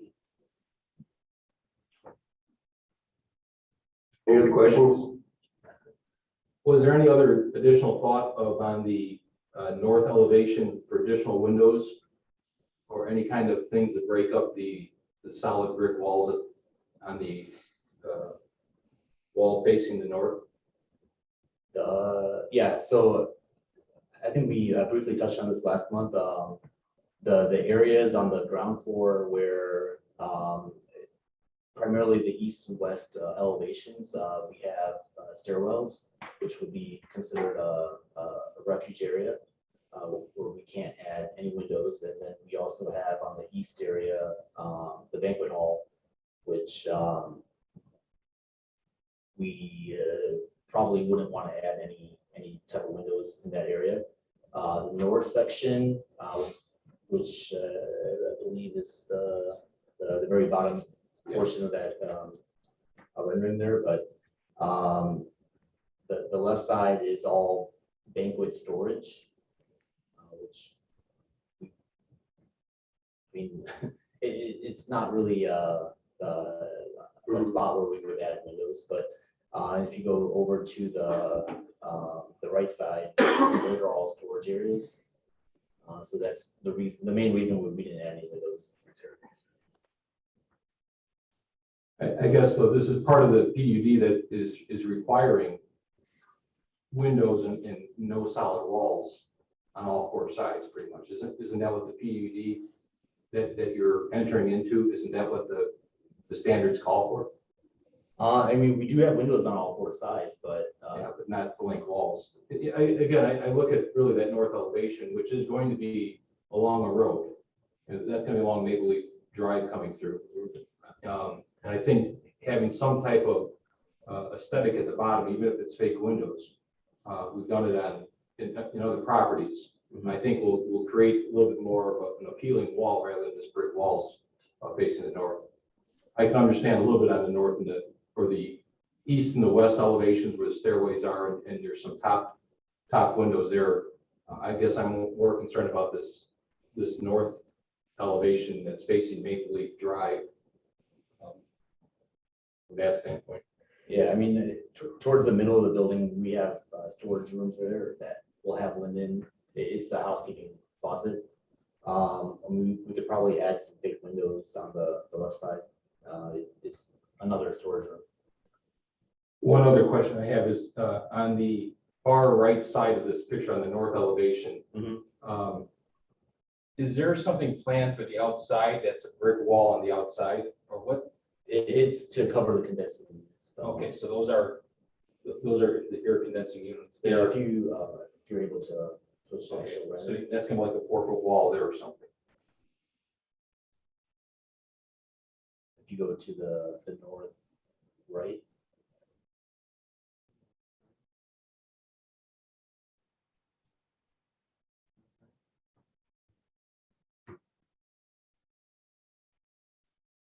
See, that's the elevation right there, though. That's the picture that it would be nice to have some windows.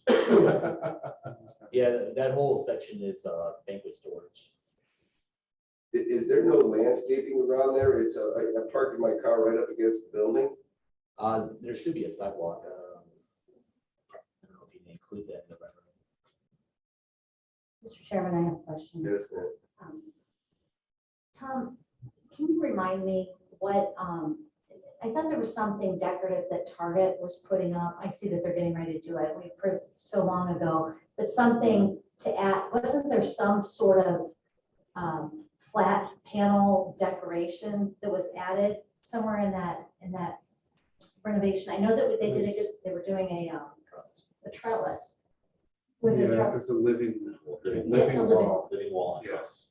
So I'm wondering, and I think we're really close. I see what Commissioner Gardner is referring to, and I'm just wondering if something like that could break it up or add a little bit of interest, whether you did it like, on the corners, so you had it kind of like, this, something just to break up. It is a pretty long run. And I do understand that windows, especially if you're having conference and you have your projector and everything, and you mentioned the top off. I see why it may be difficult to put in windows, but I'm just wondering if there seems like there might be it's that corner there and then the other down there. So, I mean, would you guys be acceptable to landscaping? I mean, putting. I don't know. Do you have? It doesn't occur that you have any grass between that sidewalk and the building. That's. Yeah. Do you have the site plan? These panels were the living wall was. It was kind of, I think it was, but something like that might work. I don't know if it would tie in completely, but. Site plan doesn't allow for much landscaping. But there's landscaping against Maple Leaf though, in that parkway, and then the parking field and in the building. Yeah, there is some green area there. That would be, I mean, we'd be able to cover that up. Or can you point to where you're referring? The north elevation to the right. This. Yeah. Here. I mean, we could put Oh. 4-foot landscaping there. It'd just be a little awkward to put windows in the storage room. Right, that's why, and I don't have access to it right now. I can't remember where it was with this living wall kind of thing, and I can't, like, something like that might, not the exact design, Mhm. but it was And we can provide that to too. them to see. Okay. Yeah, I don't have it up here. Or something just to break up can come up with an architectural detail or something that maybe goes through staff or the council to be able to help just with that section, because with this kind of a big building, we're focused on one corner, that's pretty close. Yeah. And by living wall, you mean some sort of like plant? Well, it was, yes. I know But then you have to that. keep, Landscaping? councilwoman, you have to keep it alive and it has to look nice, and it's a maintenance thing to make sure that they're able to keep that up to date. And I don't know how that works in that environment. It'd be interesting to see how it works at Target. They can barely keep the trees alive and then a wall, Right, a that's why I living was wall. thinking, I don't think it was that elaborate. That's why I'm saying, I think it was pretty simple. I will,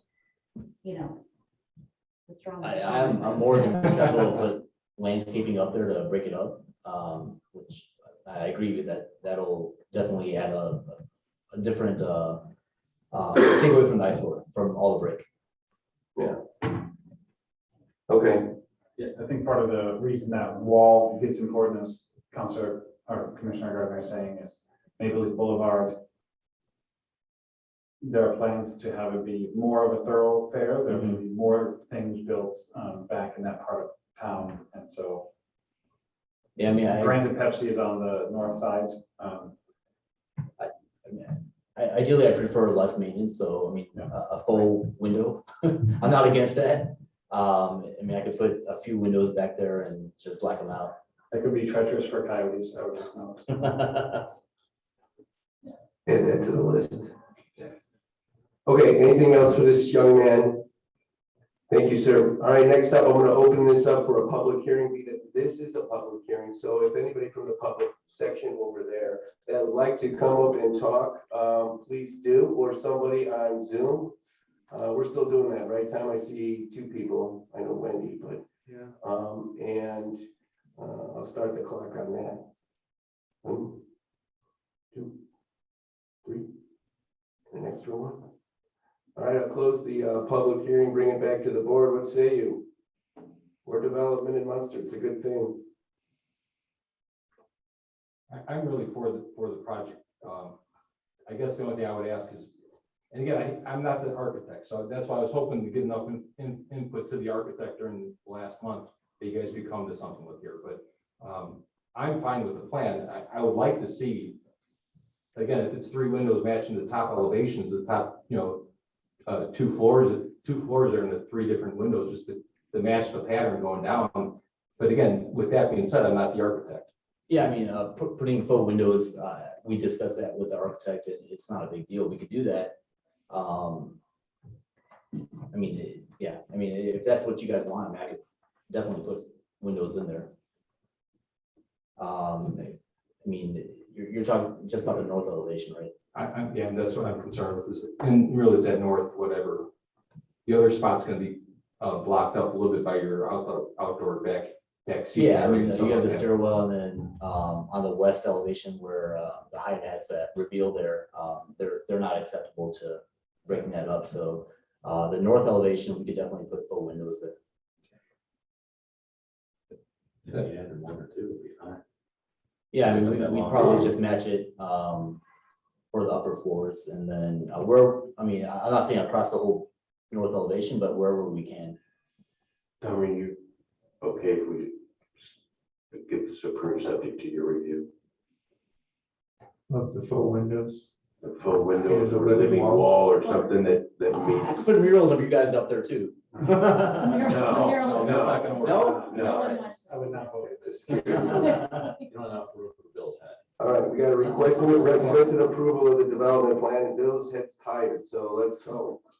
I just want to point out one thing. I just pulled up the detailed landscaping plan for the project, and it's not showing any landscaping on the north side of the building. I can show it to you on my computer, but it's basically Yeah, there's no room. There's some here, but yeah, it's essentially just a curve and there's no sidewalk. Which is typical for a hotel. In the back of a hotel, you're not gonna have, I get it. Right. The only difference is that the back of this hotel fixes. Understood. We're trying to decide whether we're requesting or approve. Chairman Baker, I will make a motion to approve the plan as presented with minor adjustments to the north wall with the town planner's approval. There's a motion. Is there a second? I will second the motion. Is there a discussion on that motion? Be there none. Mr. Vanderwood. Councilor Mellon, Yes. Councilor Gardner, Yes. Councilor Tulowitzki, Yes. Stuart Friedman, Yes. Roland Raffin, Yes. Brian Specht, Yes. Chairman Baker. Yes. Congratulations. Thank you very much. Just to confirm, I mean, just the windows, right, on the north elevation? Windows, living wall, do something to Break make up Tom that happy. thing, run it Just past. break it up a little bit on north side. Yes. Okay, Yeah, Yes, Dad. on north side, I'm good. everything else is. Yep. Okay, thank you. Thank you. Thank you. All right, next up is finding of facts, PC 20-008, B Corridor, Chicago LLC, et cetera, development plan to expand driveway, alter parking lot, and install landscaping screening at the GE Appliance Distribution Center at 475 Superior Avenue. Findings of fact. We don't know how to do this. Mr., oh, shoot, I got the wrong one. Mr. Baker, I will make a motion to approve PC docket number 220-008. There's a motion. Is there a second? Mr. Chairman, I'll second. Second, is there a discussion? New law, Mr. Vanderwood. Councilor Mellon, Yes. Councilor Gardner, Yes. Councilor Tulowitzki, Yes. Stuart Friedman, Yes. Roland Raffin, Yes. Brian Specht, Yes. Chairman Baker. Yes. Next finding of fact is PC docket number 21-005, Stephen Richard Westerberg requesting approval of preliminary plat consolidating the 3 residential lots on Norwich Drive and Whitehall Garden. Mr. Chairman, I will make a motion to approve PC docket number 21-005, finding of facts. Second. There's a motion and a second. Any discussion? Be there none. Mr. Vanderwood. Councilor Mellon, Yes. Councilor Gardner, Yes. Councilor Tulowitzki, Yes. Stuart Friedman, Yes. Roland Raffin, Yes. Brian Specht, Yes. Chairman Baker. Yes. All right. Next up is other business, additional items for discussion. Looks like we're going to talk about some density standards. Is that you, Mr. Vanderwood? Yeah, it is. All right. Have at it. I'm gonna adjust the screens a little bit here. Face that towards the board and face this towards the audience. If that's okay. We can all see what we're talking about.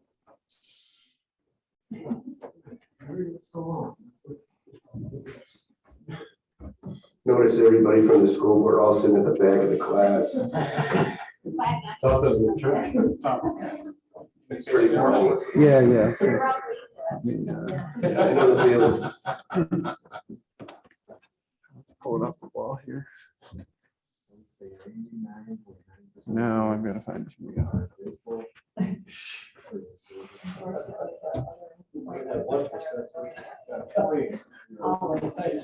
That's the toughest part. Okay, so That's the loudest one. in our last meeting of the plan commission, there wasn't. Can you grab the mic when you talk, please? Thanks.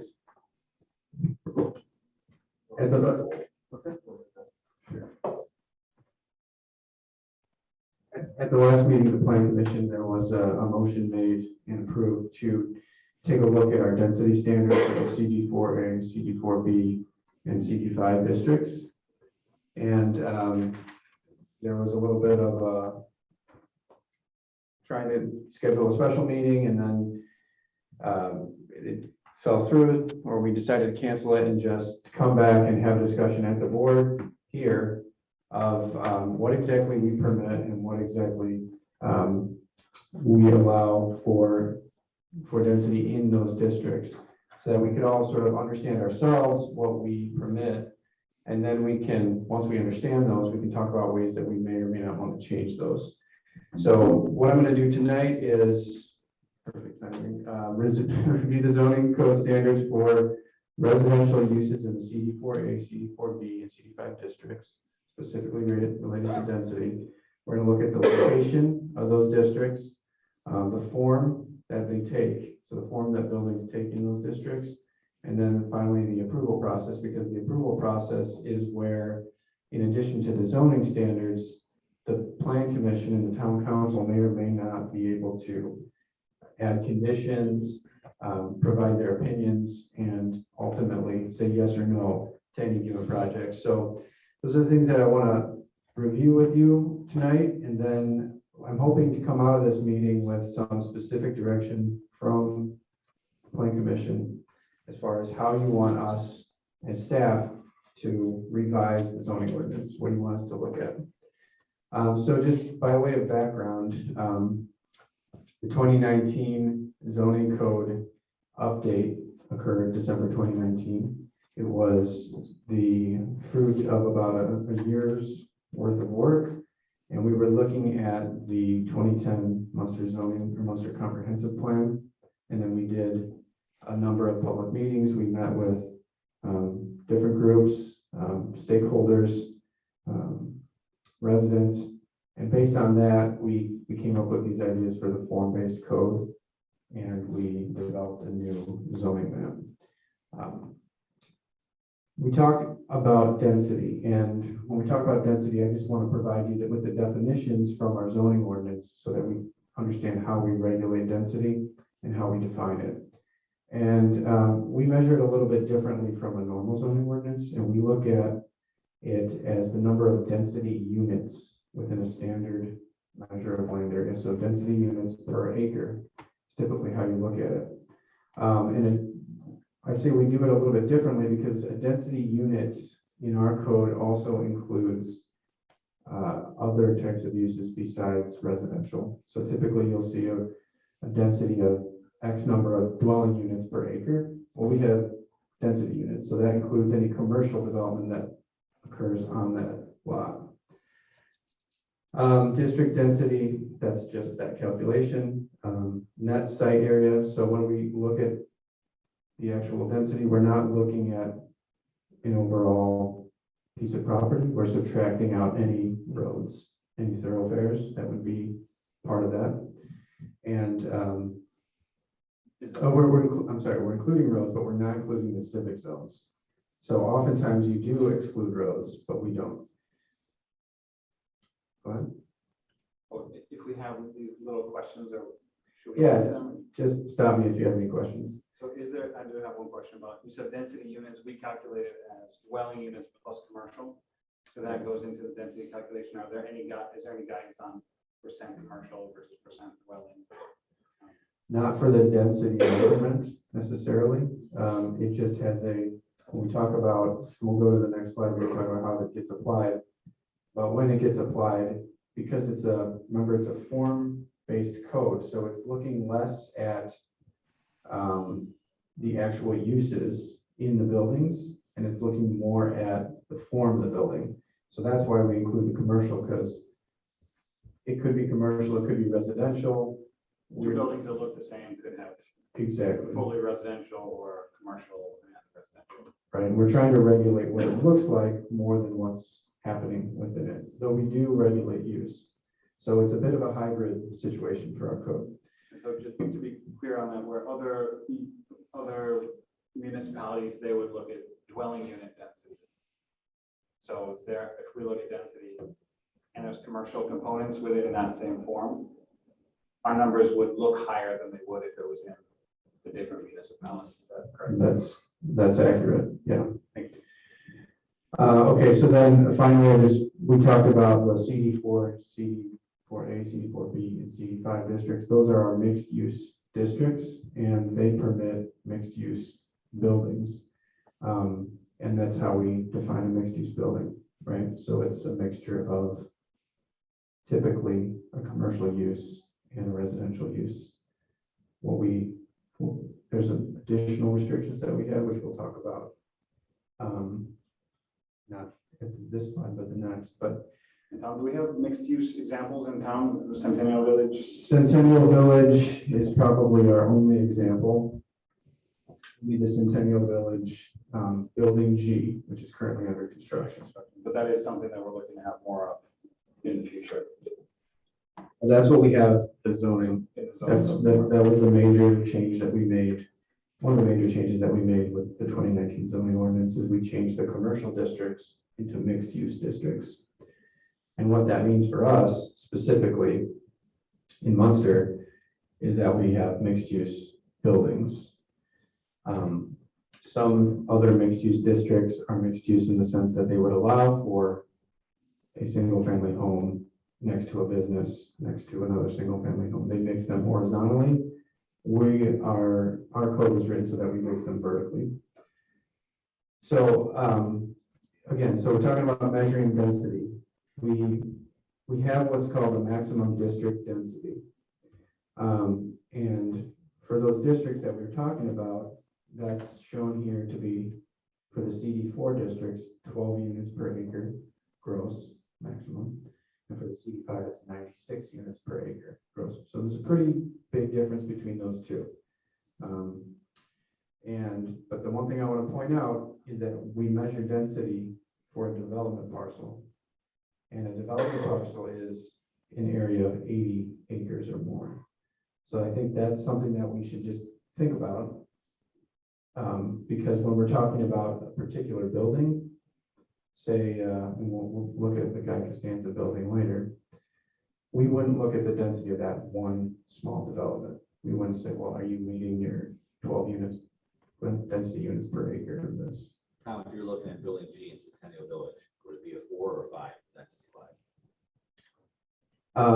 Building G would be, if you're talking about just the district, just like based on this, that would be more than a 4, but much less than a 5. So there's 36 units in that building. And I don't know how much commercial offhand, but that would skew it up. So that's a much more dense development than the CD4 district, but it's not 96. I'll tell you that. So you would go for a CD5 and build that kind of building. You would have to do that in a CD5. Yeah. Are you able to tell us when it's all completed, what Centennial Village will be, density per acre? I don't have that number. I don't know right offhand, now, but are you able to say when that's fully completed, that's going to be how many units per acre for our calculations?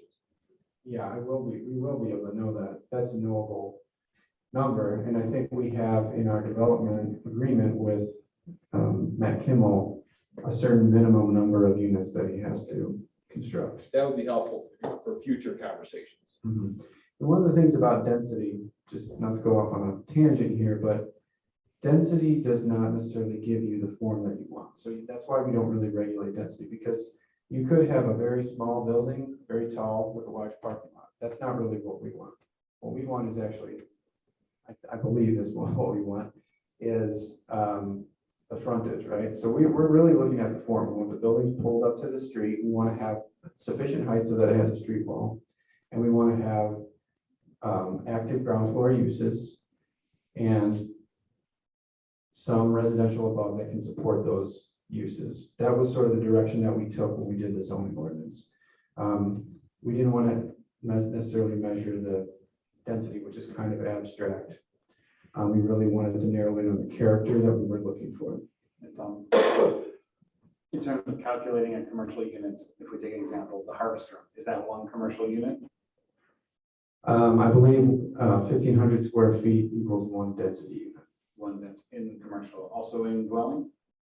In dwelling, it's just one dwelling unit, So like no matter the size. a studio apartment is one, a 3-bedroom Right. corner apartment is also one. But Yeah. for commercial, it's 1,500 square feet. Right. And can you minimize this? So I want to zoom in on the actual online zoning ordinance. No pun intended. So, yeah, You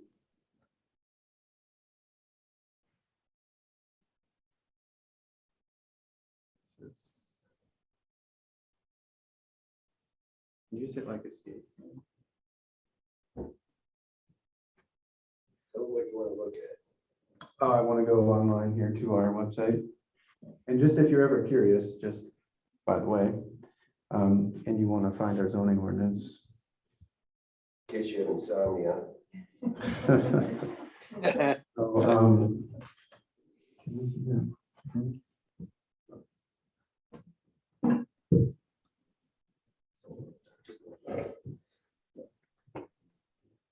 You're doing it wrong.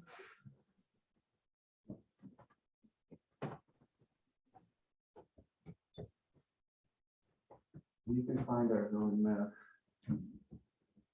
online. Just the updated one.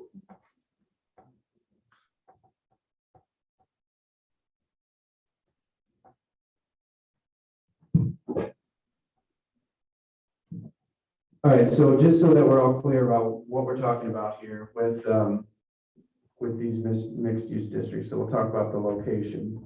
The CD4, well, let's go ahead.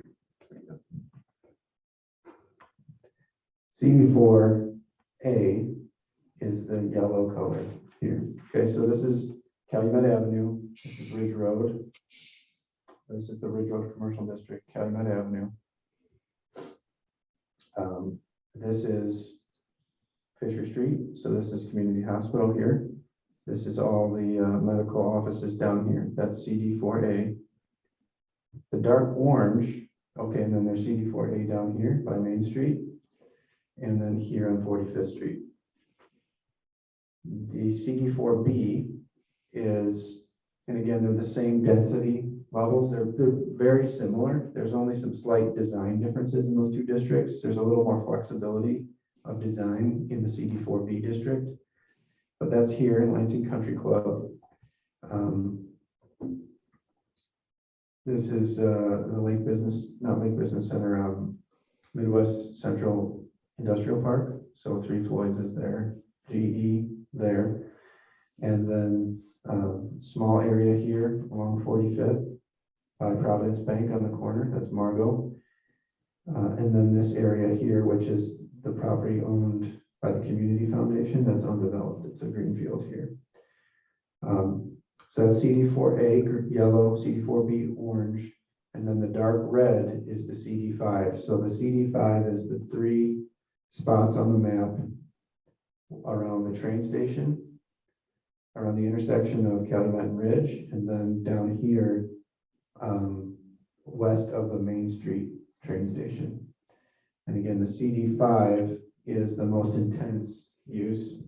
CD4A and B are, you know,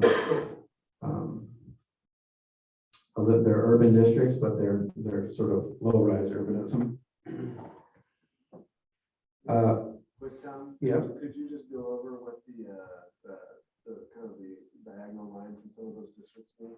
Yeah, sure. I think the next slide, let me go to the next slide here. So in addition to all this other standards that we have for the zoning districts, we also have these, we call them special requirements, and they're kind of like overlay districts that we put on top of CD4A, B, and CD5, and they just further restrict the ability to, they just have further restrictions on the site. So you'll see here, there's really 2 different relevant requirements. The first is residential/dwelling use restriction. And what that says is it eliminates the possibility of doing any ground floor residential. So under a normal CD4A or CD4B, or even CD5, you can have ground floor residential. Well, we put a special requirement on it, this area, so you can't do that. So you can only have commercial on the ground floor in any area that's crosshatched, and we'll go to the map later. And then the second thing, we have a no residential use permitted. So that basically just says everything has to be commercial. And you recall, I think we had this discussion with the planning commission where we wanted to do that. And it's basically this area here where we've, that diagonal, you can see if you click on that, residential use prohibited. So you could only do a commercial building in this area. This is like Target. And our thought was, do we really want mixed use in our northern border right there? It didn't seem appropriate, so that's why we put that on there. And then pretty much the entire area of CD4A and CD4B is a no ground floor residential restriction. So you see the hatch marks everywhere on here. This is probably, that should probably get corrected. This is an existing multifamily development. That's why doesn't have that on there. But there's two spots where it doesn't have those cross hatches and restrictions, and that's here, 45th and Fran Lim, and here, next to the Main Street station. So those are really the two areas outside of the one that I mentioned there, which is already developed as multifamily. Okay, so that's really a summary of where all the those districts are. Is there any questions about that? Just curious about the rationale for 45th Street area allowing ground floor residential. There was really two reasons. One, the area north of 45th Street here is already residential. Yeah. And the area south is kind of adjacent to some, if you go, no, that's not here, but if you go to the east there's already existing multifamily buildings. So that was really the rationale behind it. Back here, it was a planning unit development back here that had multifamily. So that was really the reason why we did this. But again, everything's up for discussion. So now I just kind of want to, because we're talking about density, I just did a quick survey of some of the existing multifamily buildings that are near the sort of Ridge Road corridor, just to take a look at what we already have in place and give you all a sense of what density looks like. So this is the Renaissance condominiums. This is off Manor Avenue. I think you all know it's Ridge Road is right here. But there's two buildings here, 48 units between the two. It's on 3.58 acres, so it's a gross density of 13.41 units per acre. So that's 48 units in 3 acres, but the 5 allows 96 units in 1 acre? Yeah. Yeah. In so 4 stories? This is more than a CD4 in 6 stories. The CD5, you can go up to 6 stories, 6 floors. So it would be But 5 that's floors. still, you would have to go 8 stories for them to be the same, like, you're still, that's still really, I mean, to get 96 units in that building, it would have to be 8 stories, and you'd still be covering 3.5 acres, not 1 acre. Well, there's 2 buildings, there's 2 buildings here, yeah. Yeah, it would have to be, I mean, it would have to be it would have to be 6 stories. And you probably have to have structured parking in order to have enough ground to get that level of density. Because that's one, not to jump ahead and steal Tom's thunder, but there are certain restrictions baked into this where, okay, so the code allows conceptually in the envelope of this parcel, X amount of density, but we also have mandatory parking minimums. So if you can't meet the mandatory parking minimums, you can't build the building. So the only way you could build a building is to build structured parking. And quite frankly, I think everybody in this room knows you're not going to build structured parking in Munster unless the town gives you money. But if the town doesn't want to give you money, the building doesn't get built. Yeah, that's one point that we will talk a little bit about. But to your point, Leanne, I think there's a couple of things I'll just point out. Is one, you have a big open area here. So that's diluting the overall site density. If that was built on, if the buildings were bigger, wider, took up more of the lot, you might be able to achieve, and they were 6 stories tall, you might be able to achieve that 96. But again, you also have to remember that that's density units too, so that includes the ground floor commercial, whereas in this, it's ground floor residential. But in the CD5 by the manor or by the Main Street station, it's not required. It's all, it doesn't have a ground floor. To the west of the station, yeah, So, of Main Street. yeah, Mhm. and that's. Yeah, that's right. Okay. One other question, there was something you said about, we only measure it if it's a development area of 80 acres or more. And Right. this one is only 3.5 acres, I think. Right. So So we wouldn't be when if a project came in, say that project came in, however many, nowadays, we wouldn't be looking, that's not one of the metrics that we'd look at. We wouldn't say, oh, this is, 13. it wouldn't come acres. before a density metric No, we wouldn't look at it at that. because it's less than 80 acres. Right. But the CD5 zones around the train stations, those are No, those aren't 80 acres either. Those are also less than 80 Yeah. acres. No 80-acre partial. You recall Lansing Country Club? 68. I would trust Brian's judgment on this. Yeah, and so that's Probably what. just 7, so. Yeah, so that's something that, again, I'm glad you're picking up on all these different things because those are all things that we're gonna wanna decide, do we wanna change them and how do we wanna change them? Yeah, 'cause that one of 80 acres seems to make a lot of the density calculations Moot. for any new development. Yeah, But if it's in, what I was just saying, but if it's in our code that you are allowed to put 96 units within an acre, that, I guess, that's why that I asked to review all of this, because it was over 450 pages. When we went through all this, I think there were quite a good, there's quite a bit of good that came out of the overall code change.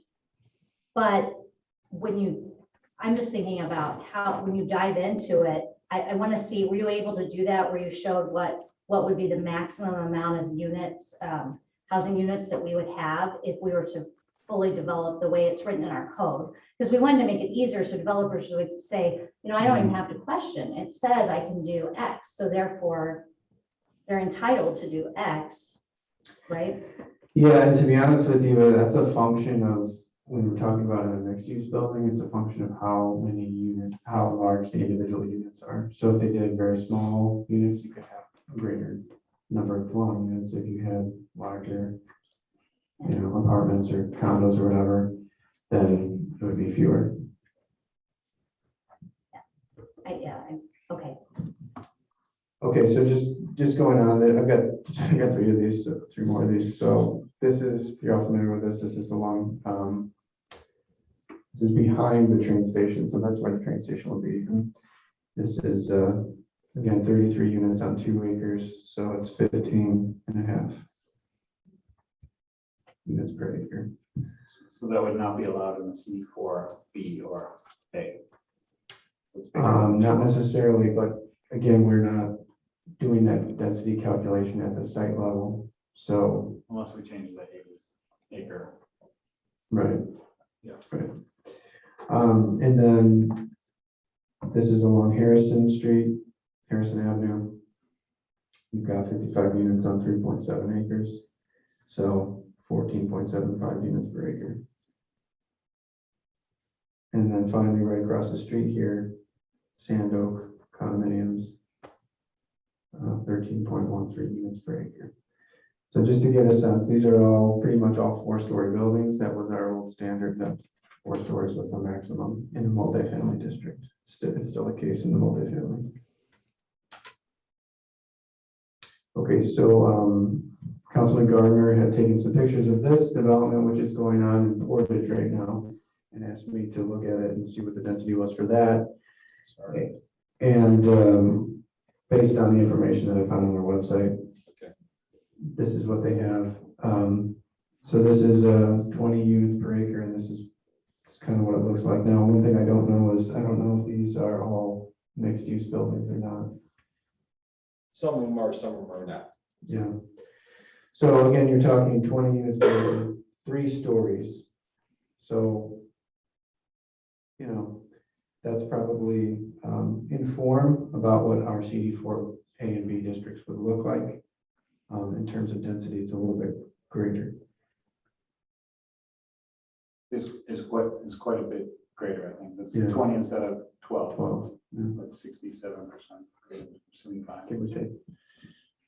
So since we don't really measure the density, which I just kind of went through, how do we limit development intensity? And it really boils down to only a few metrics. Those are the height. So in the CD4 districts, it's 4 stories. In the CD5 districts, it's 6 stories. We also, a major limiting factor is our on-site parking ordinance. So we have various commercial minimums, but if you're just doing like a regular retail development, it's 4.5 spaces per every 1,000 square feet. So it's a significant amount of parking. And then for every dwelling unit, regardless of size, we require 1.5 spaces. And then, of course, there's the landscaping requirements in parking lots. So for every 10 spaces, you need to add a landscaping island. So it's not really the way we want to regulate form or density, but it's the way that we do regulate it and limit it. And it's not on purpose, but it's just the nature of having those requirements. Just to translate that, if I understand it right, residential minimum, if there's a lot of like in Portage, there are 20 units per acre. So if there's a lot of smaller units, you have a lot more parking requirements because you need, even though they're all studios, you need 1.5 space. If there's 100 studio apartments and 100 units, and then you would need 150 parking spaces. Right. So it's also a way that controls what can actually be put into a building if it falls under the. Yeah. Mm-hmm. And then in the CD5 district, we also regulate lot width. So it's 180 feet maximum. So again, by doing that, you're limiting the overall size of a building because the lot can only be 180 feet wide. And then, as I said, the prohibition on ground floor residential also limits the development intensity in 2 ways. One, it limits the amount of dwelling units you can have because you can't put them on the ground floor. And then 2, generally, it requires more parking per square footage than a dwelling unit. So again, you're driving up those parking spaces and eating up more land with parking. Again, not good necessarily, but it does limit that.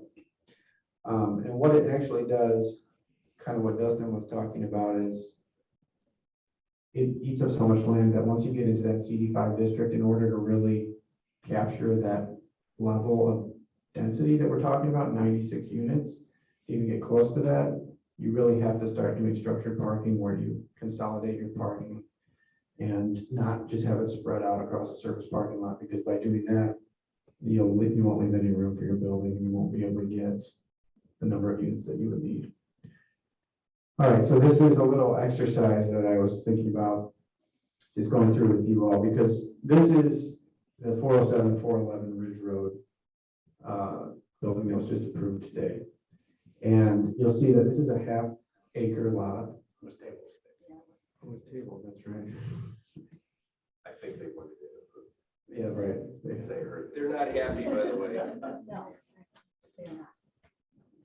I have no comment. Are you gonna do math? Let's do math. All right, so this is a CD5 district, okay? And it's a half-acre lot, so it's not very big, but it's a 2,500 square foot building, not a huge building, right? And they actually needed to get a parking variance. It's a single-story building because they needed 5 spaces per 300 square feet of building area. So if you can imagine 2,500 square foot building, what's the typical Retail? apartment? If you were to add additional floors with apartments, 1,000 square foot, maybe you can get 3 units in there. On top of that building? Yeah.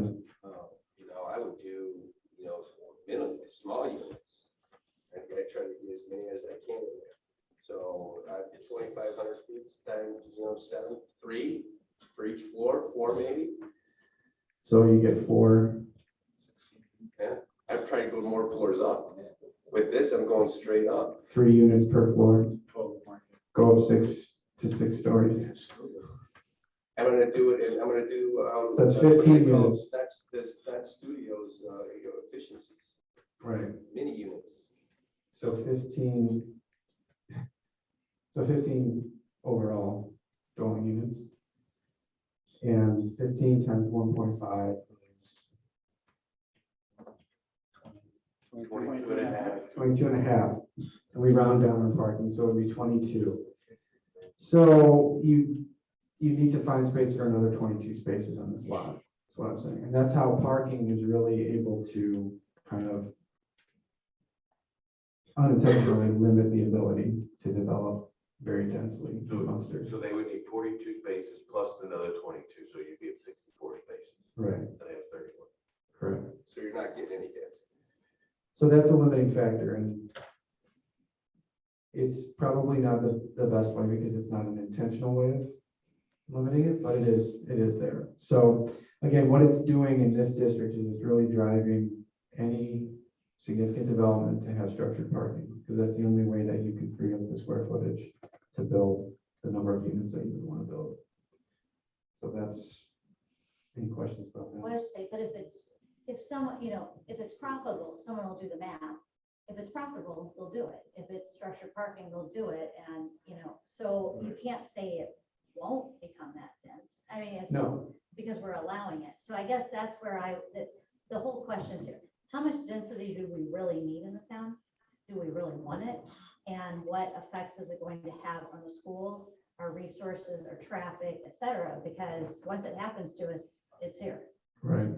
So, No, I think the point of this is not to say that it's not going to happen, but just to say that it will, if it does happen, it's going to happen because somebody's going to be investing heavily in the product. And I think one of the concerns, I think, is that we want to make sure that any developer that comes in and does anything does it right and does it well and is not cutting corners. So that's the only reason why I bring that up as a sort of a limiting factor. And I also bring it up because I think we're not going to necessarily get like a fly-by-night developer to come in and just ram one of these things through, because I think it's going to be a very expensive project.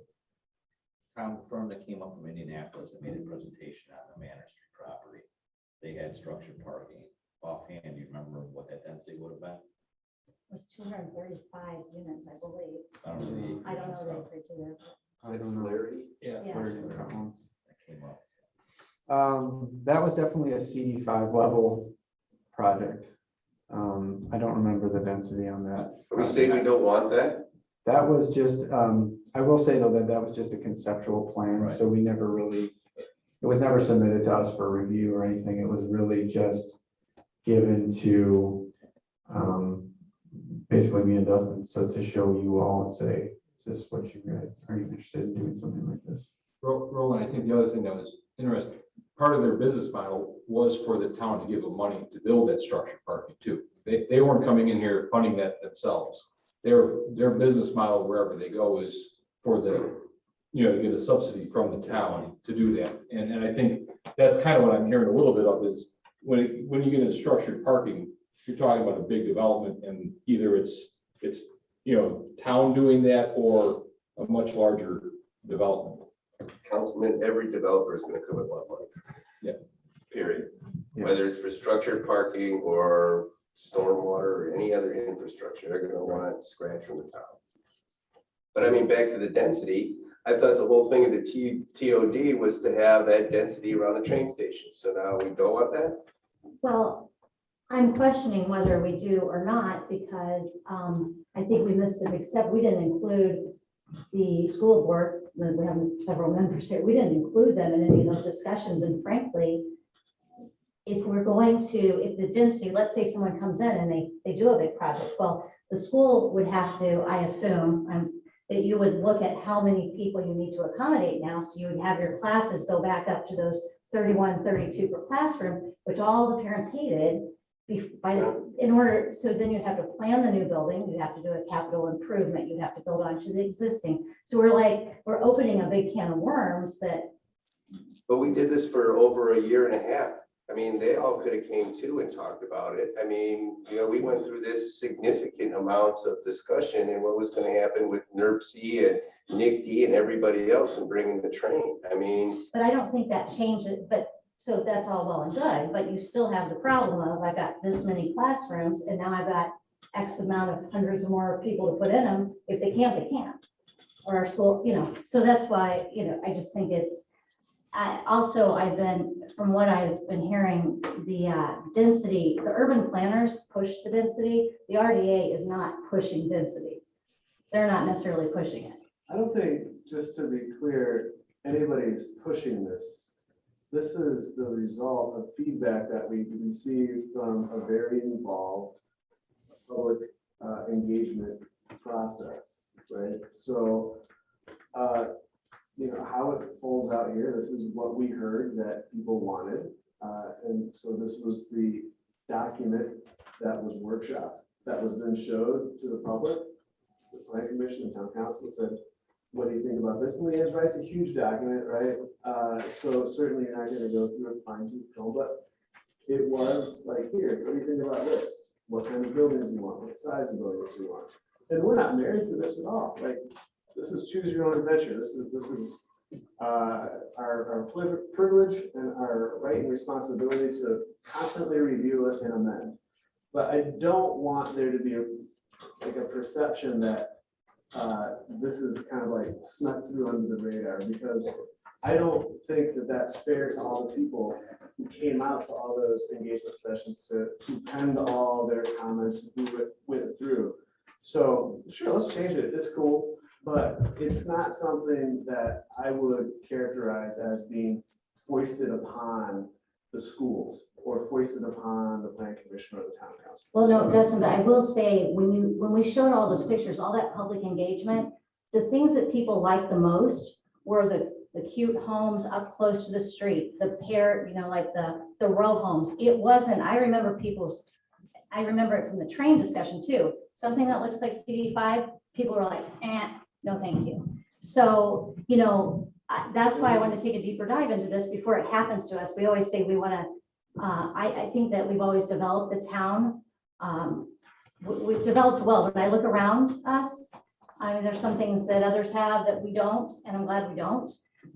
As far as, I won't name the businesses that just recently went up, but that are going to cause a lot of the traffic and congestion. I don't know that we don't want to be a bedroom community that has a great access to Chicago, so I do remember that the pictures that were predominantly liked were the row. I mean, don't you right? There was the row homes, the not necessarily large development. So, and I am concerned about. I think, I think we got a lot of positive responses to the images of kind of that sort of vibrant street life, for lack of a better term. Right. And it was interpreted Because everybody wants to go. because nobody drives. Because last time I checked, nobody drives. it never snows here either. So, I think that's how it was interpreted, right? So we took that information that we got and we pulled it back, and that's how we came up with these standards. And now, we're going over them and we're saying, is this really what we want to do? How do we want to change it? Do we want to change it? And that's a perfectly legitimate thing to do. We do that all the time. It's kind of what we're here for, is we're changing it as we go. So, Well, one thing I'm also hearing, like Mr. Costanza's example that you provided, where we have to build a 4-story, building that's 2,500 square foot base, and then underground parking presumably under it. In the case where some developer would come and do that because it's incredibly profitable, then I would think we would also want to look at why and how it's incredibly profitable.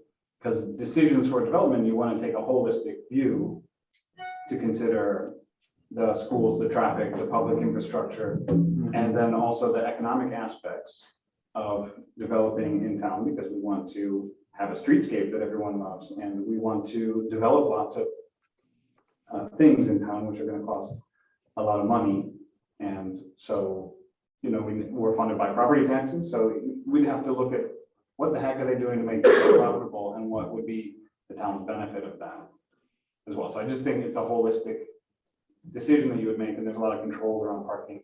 There are some functional controls, including that we would have to decide as a town to invest in that property, and we probably wouldn't do that if it was against our collective interest. Yeah, and that's a great segue. Tom, you know what, if you go back to that, just real quick, I'm sorry, if you go back to the little romantic sketch of a downtown that you were just. Remember this one? Yes. Yeah, no, sketches are romantic. I always say they're much better looking than when the project's actually finished. If you look at house plans, and you know what I mean.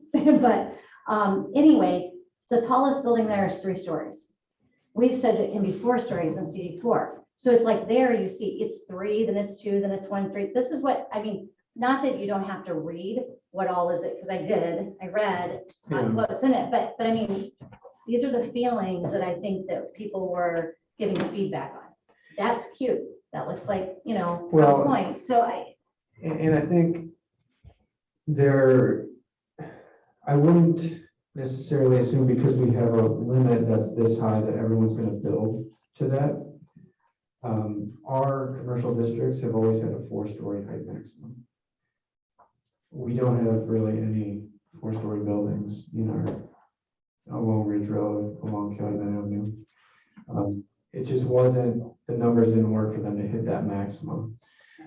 So I would say that the standards that are in place in that CD4 district, although the maximum is 4, they're intended to have this kind of an outcome. And it's based on everything that's in there. So, I get what you're saying, but yeah, we want to make sure that the sketches match what we're actually doing. And if we're doing something that doesn't match our vision, then we definitely need to recalibrate. But I just want to talk about one other aspect of this, and that's the approval process, because that's really where, even under the current situation, even if you don't like the standards, whatever, we still have an opportunity to weigh in on projects, and we still get the opportunity to approve or deny them. And so just so you're all aware, I think you are, every project has to get development plan approval, right? And the factors that you can look at, so this is basically what this is just saying, that anytime you do a building, it's got to get the approval. But the standards that you look at, are compliance with the comprehensive plan, subdivision regulations, building code, all the zoning, all the codes, right? But then we also look at public services. Does it pose an undue burden on police or fire? And can we quantify that? Does it result in a significant increase for park, school, or other public services? Can we quantify that? We can ask somebody to quantify that. If a large project came in, are they providing the appropriate right-of-way and easement dedications? You know, is there the street connectivity that we want to see? If it's not there, they can provide it. Then we can require them to provide that. Going back to that regarding public services, wouldn't it be good if we had that information now on what all these districts would bring on to town? If we all started developing tomorrow, what would it do to the schools? What would it do to our infrastructure? Shouldn't we have that kind of matrix now that we would kind of have an idea? I don't know if we do that in-house or we have to hire a consultant to come up with some kind of parameters. Well, I would say that in certain instances, we know the capacities of our infrastructure, right? We know the capacity of our roadways, and typically when we do have large projects, we ask them to provide a traffic study that validates that they're not going to have, that this project will not, cause traffic congestion, it will not unduly burden the road network. Yeah, we know what Frank Hammond has school-wise, and I would say this there, or I would say that the school question is unknown to us. But we can certainly find that out. And again, if there was a concern any particular project, as they go through this process, yeah, I know it's great to know ahead of time. But sometimes you don't know what you don't know until you go through it. I know that, for example, when we're working with, off and on with the developer of the Lansing Country Club, we're learning new things about the capacity of Hammond Sanitary District, right? We didn't know that before. We didn't have access to the information. The developer was able to do it because it's associated with the development project. So we're accumulating that knowledge as we go along, and we're not throwing it away when we're done with it. So we're definitely learning about all those things. And again, anytime we had a blind spot, if a project comes in, we can ask them to, find the information and provide it Never to done us. an impact study on the schools and never done, besides traffic. I mean, that's really what we've asked. Right. That's been the major concern generally because of the congestion at 45th and County Line.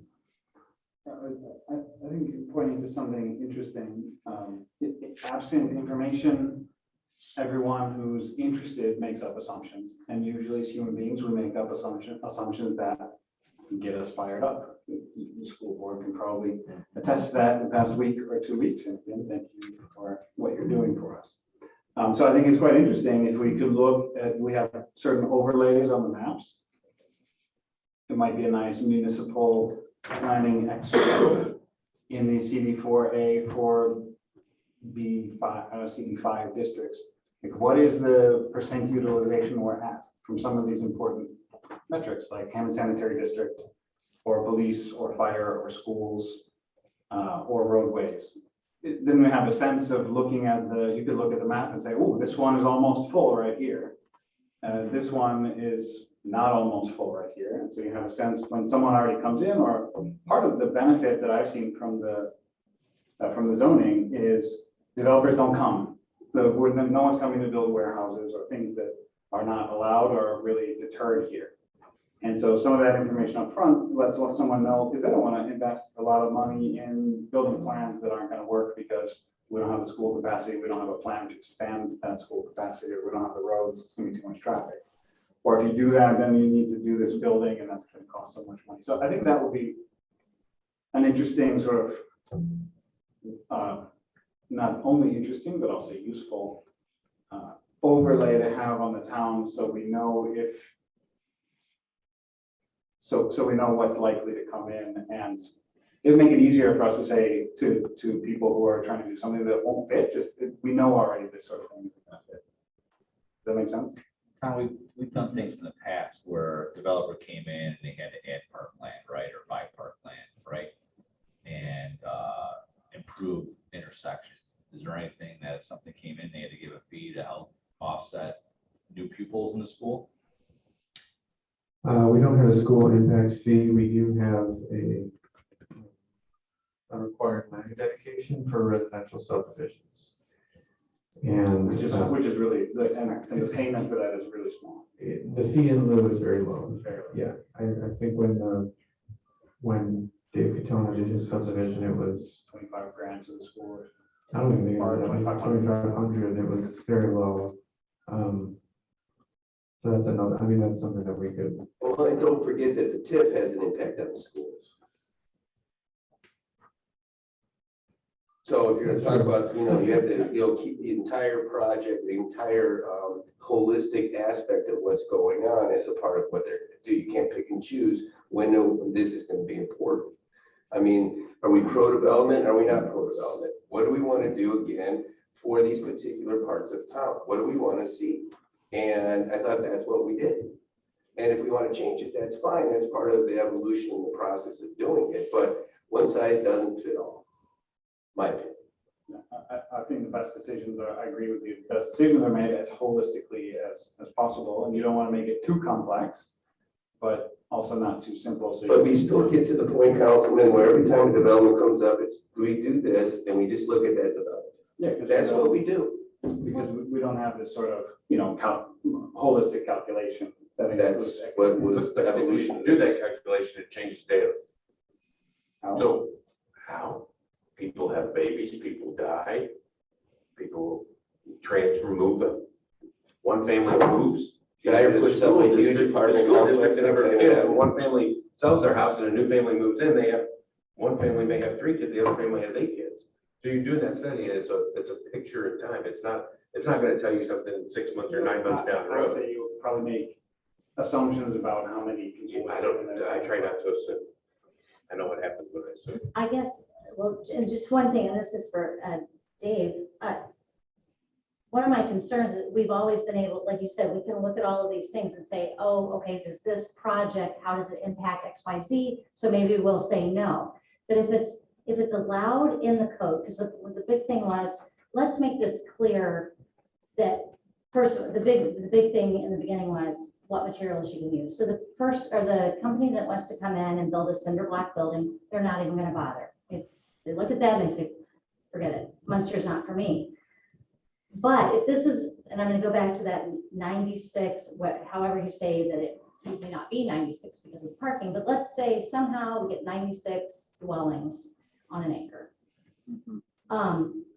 And they don't need anything, their building's beautiful, all this stuff. At what point are we in a legal issue to say, yeah, but no, it's approved, right?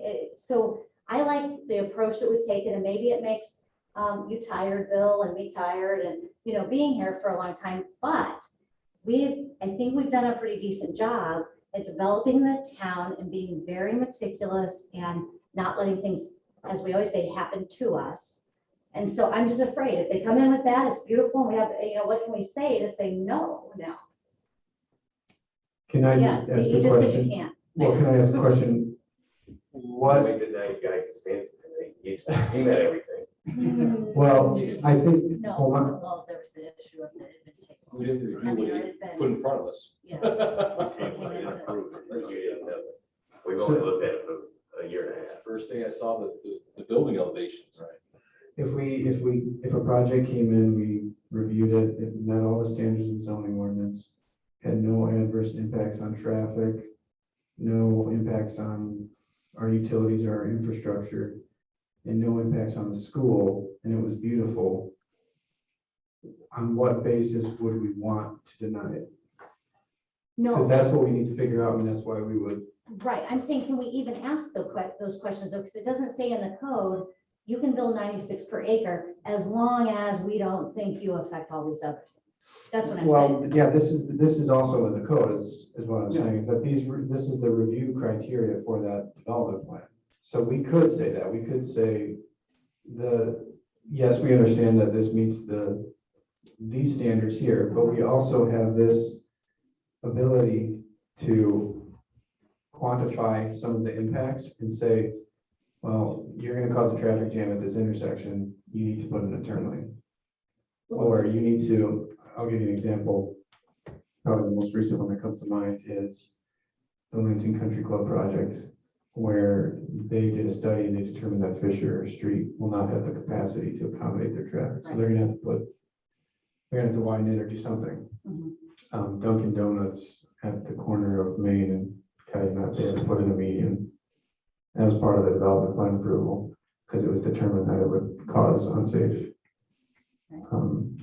left turns. So there is, while they're not as specifically spelled out as some of those other standards, when you get into a larger complex project, that's when these come in. When you've got a very small project, a single, like a Smoothie King or something like that, you're not going to say, well, what's the impact of a Smoothie King on police or fire? But if you have a 96 unit building coming in, then I think that's a level of complexity where you can say, no, this is going to have could have a major impact, and we want you to study this issue and provide that information to us.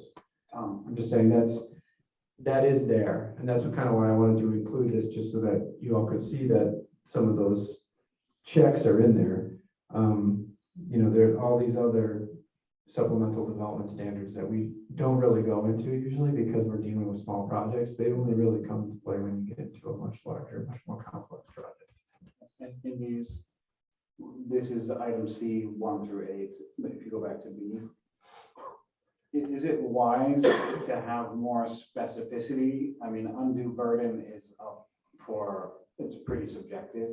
is it wise to have some metrics or guidelines for what is a significant increase on parks, school, public services, or burden on police and fire? I mean, is that smart municipal planning? I mean, I think it'd be smart from the perspective of, making it known from the beginning and having that information available to help somebody get through the process.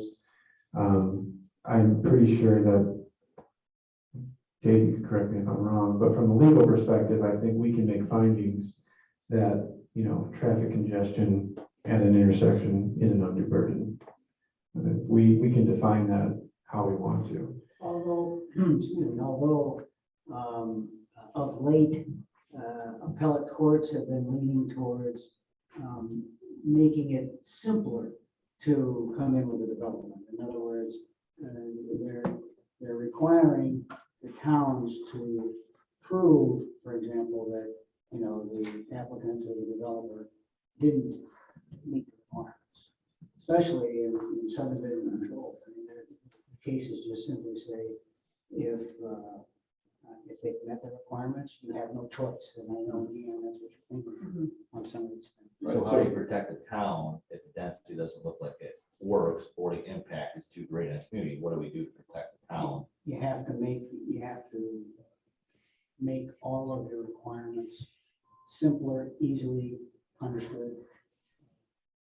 Is this something you can look at drafting something, looking at this, that maybe some mechanisms we should have in there that would protect us in case development comes through there that doesn't really meet our standards? Yes and no.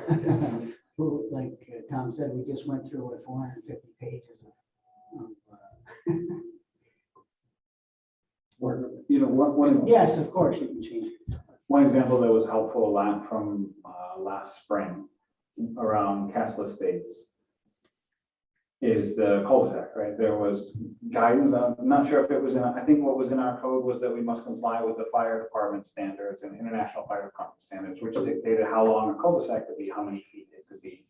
And for Castle Drive to be constructed as a cul-de-sac would have exceeded that standard. So we're able to block, we're able to require something that worked better for the town and the residents.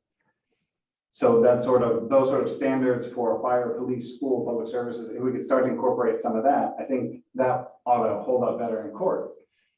Or, it's more simple and more readily provable. And presumably over time, some of those things are known based on CALIA accreditation that we have, or based on other standards, municipal standards, I would suppose. Tom, I'm curious, with the school board, have you seen numbers with people moving from Illinois? Is our population up this year? Is the amount of families moving in, the turnover from the older families moving out? I'm curious. This is before development right now. We've been on a very slow increase up. It's the lowest we're at. I think briefly, some of you I know lived here your whole life, probably for the last 40 or so years. School population has always been between 38 and 4,200. Okay, depending on obviously the economy, you'll have the down years, so forth. And now I think we got this morning 41 something. 4132. Yeah, 4132. Really, at a good amount of students. And again, I think Leanne might have mentioned about the school class sizes are try to do those in the lower levels, especially, the 22 to 23 kids. So it's been consistent of that 38 to 42. Even when they expanded south of the tracks, it was a good turnover of older people that were more north. They started building that, more kids came in. So they absorbed that shock. I don't know, you guys are a lot smarter. You guys deal with this every month. I don't. So to look at this thing, to see a shock onto the school corporation, it would be something that we would have to, look at. And all we can do, we have a little bit of room, some of you know the high school, a little bit of room above the old swimming pool. We have some space up there. We don't have space anywhere else. We could maybe extend, I think, eaves a little bit. We'd have to add on. We'd have to add on. Yeah, something like that, when those things come about. But right now, with the population 4,100, we're packed. I think some of the Frank H, we have 5 classes per grade. And then there's not like one room empty over there. We don't have any spare rooms really currently in any of the elements. So we're at our higher end right now. Yes, Yeah. we're close to our highest end. I think Dustin came to us and gave us how many single lots are available and so forth. We were calculating that into our future. And we do project, we are, Mr. Melby and was it Tripp? Yeah, Mr. Trippfellis, they look at the statistics, United States statistics, and they project in the future. They're looking at that to see what our population can be. And so we are preparing, like, now, if times are good, 5 years from now, we're gonna have a big, kindergarten class. So we're looking at that, and I think our high school is really packed. I think we have some big numbers, and I think 8th grade's coming up big. So Current 9th grade class. Current ninth is not that big, but the the 8th grade. 8th grade Yeah. class. Again, looking at some of the stuff, and again, I appreciate the comments and the interest from the school board. Again, part of it also is creating a vibrant community. And so we do need to look at smart development. And again, I think this is a good development, a good working plan that we're walking through. And I think we need to have continual, conversation with the school. I guess the question is the large developments, the 96 acres that we're talking about, is really in 3 or 4 locations that we're talking about right now, right? The Jewel parking lot, the Amico Commander, the corners of Calumet Avenue, the corners of the train station. And in those areas, you probably don't even have enough. I guess part of it, I'd like to challenge you, Tom, looking at, even if we try to do some large development there, what the size would be. And part of it, I think some of those areas are currently developed pretty strongly, and we're not going to get immediate change with those. I guess part of this also, if we really want to look at it, if we wanted to look at, the commercial district at CD5, and if we just want to make it, building level number 4 or 5 and 6, make that conditional upon something or other. But again, part of this, I still think we're real strong with this. I think continued discussion and trying to clarify this so we don't get caught in the trick bag is smart. But a lot of things that I'm hearing tonight, we are covered a little bit. And again, I think if we still have concerns about things that we're not covered with, I think we bring them back to Tom. But again, I'm feeling pretty comfortable that what we have here is a pretty good plan. Does it need to be tweaked here or there? I'm willing to really look into that. And the big, large scale developments, the 6-story buildings, are going to be, if they're even it's a commercial district. It's in these very small areas. Nothing south of Centennial Park. Those are all CD4 and 4A and 4B down there. So the Main Street station, All the Main Street stuff. that could be a really Like United large. States. Okay. Isn't that Main Street where the parking lot is going to be? If I'm looking at the map. No, CD5? it There's doesn't all have to be parking. land to the west of the parking lot that could be, that won't be acquired by NICD. Okay. I didn't recall the area south of the tracks. And that doesn't have to have any commercial, it can be all residential, all 6 floors. Yeah, that one does not have the ground floor. How much of that space is parking lot now? Is it a third of its parking lot? Or 2/3 of that? I think it's more like 2/3. Will initially it'll be like a third, but I think ultimately NICD owns about 2/3 of it. Should we look at making residential on the first floor there at Main Street? I mean, not residential, commercial for CD5? We could, so this is the last slide that I have here, which is potential revisions. I think that it probably boils down into 3 things, the things we talked about. One is the map. Do we want to change the map? Do we want to change the classification of any one of those parcels from one zoning district to another? Do we want to impose any supplemental or special considerations onto it? 2, the development standards. Do we want to change the heights requirements? Do we want to change the parking requirements, the lot width, those types of things? do we want to have just a density standard? I mean, I don't know if that's would work on a site level. I mean, that's not I wouldn't recommend that, but that's definitely a possibility. And then third, we want to look at how we approve these projects. Development standards, Councilman Gardner brought up possibly a conditional use. And that's actually, that's part of the approval process too, right?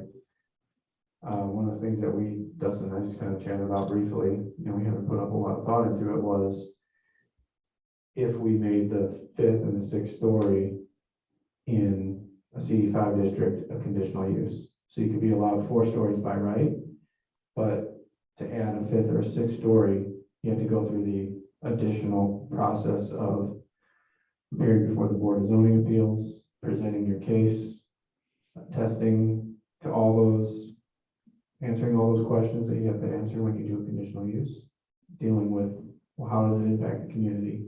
And then ultimately it goes to the council for approval.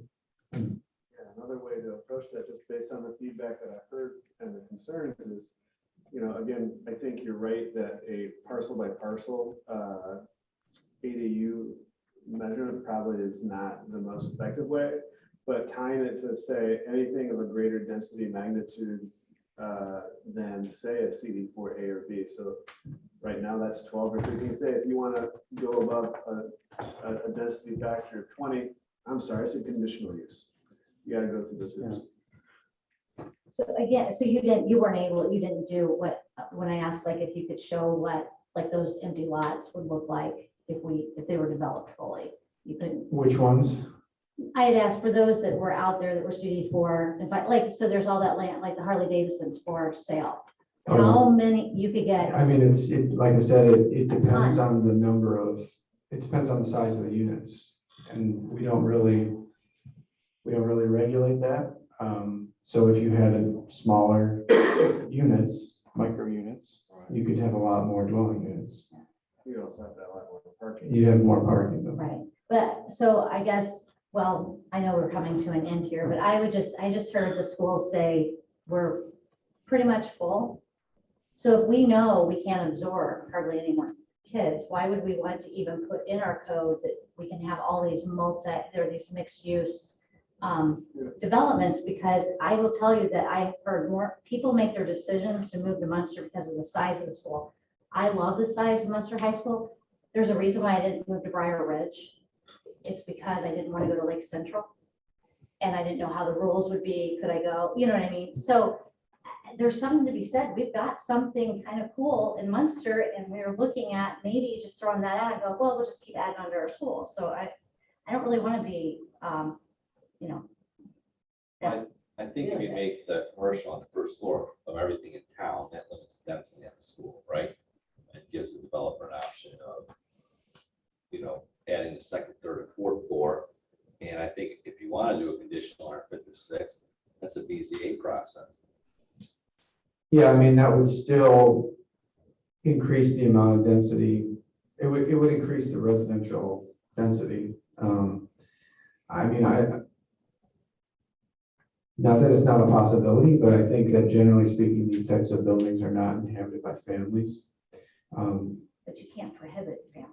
Right. No. So that's what I'm saying. You cannot tell, like, that's what those guys wanted to say. Oh, but only young professionals live here. Well, young professionals eventually have kids. I mean, so you can't make any assumptions on who, because if you have a micro unit, you've got like Bill over here building this micro units, there's gonna be one person in them, but 2-bedroom, I mean, everybody has different, I know families that have 2 kids in a 2-bedroom. I know people that have 2 kids in an 8-bedroom home. I mean, so, you can't really say. So I think what we're looking at is a mid to near term kind of stopgap, right? Because I'm hearing a lot of concern and we want to meet that concern. We want to do something, right? Like, let's just take the flex tape and put it on the water that you feel is on the code, right? It's like stop the water.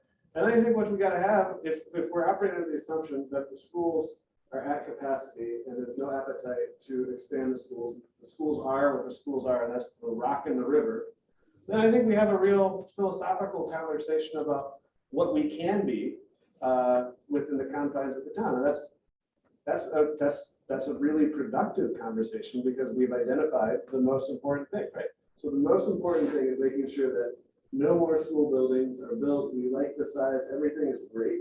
That's a super important thing to know because then we can just work backwards from there, right? So I think this is a really productive conversation. I thought it was really kind of exciting. I would suggest, I wouldn't presume to tell the board what to do, but maybe provide Tom some guidance on those interim measures, not as a permanent solution. And then maybe we convene as a working group and talk about what is the upper threshold of the school. And once we know that, we'll just work backwards if that's the will of the planning commission and the town council. I find it interesting that, you guys said that it's ranged from 3,800, 4,200. I mean, I moved here 20 years ago. We were like the 5th house in Westlake, wide open and completely developed. People have small families and they do 20. It's true. And at this point, there isn't a whole lot of lots to be developed. Yeah. So you're not going to have single family lots. Yes, we could have some developments like this. And for me, it's hard. I struggle with this commission at times because I'm a banker and we finance development. That's what we do. We finance the smoothie king. We want that to happen. But I also understand that, the town wants to meet certain standards. But you also have to make it affordable for that guy that's running that smoothie king. He's got to sell a buttload of smoothies to stay open. So I struggle with that, and I know why Bill struggles with it because he's the developer. I'm trying to finance those developments. We want the town to continue, but we also want it to a certain standard. And I get that. But every home that goes up adds dollars into the school town's pocketbook.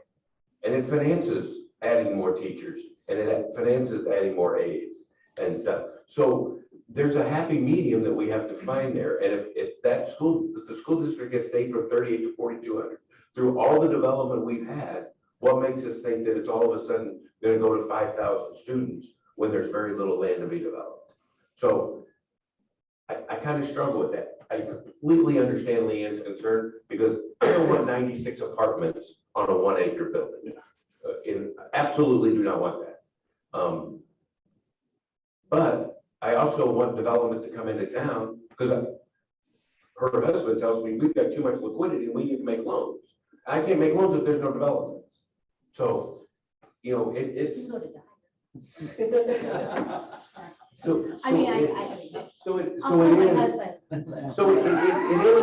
It is something that I struggle with. But I completely understand everybody's perspective, but it's hard for me to say what's going to happen in the school district in, 5 or 6 years from now. You're probably going to have a big kindergarten class because everybody sat at home for the last 15 months and they produce babies. You're going to have a boom. That hasn't worked out at the hospital like that. Well, I got a niece who just got pregnant, so. But Brian, look, the luxury in Munster is this thing.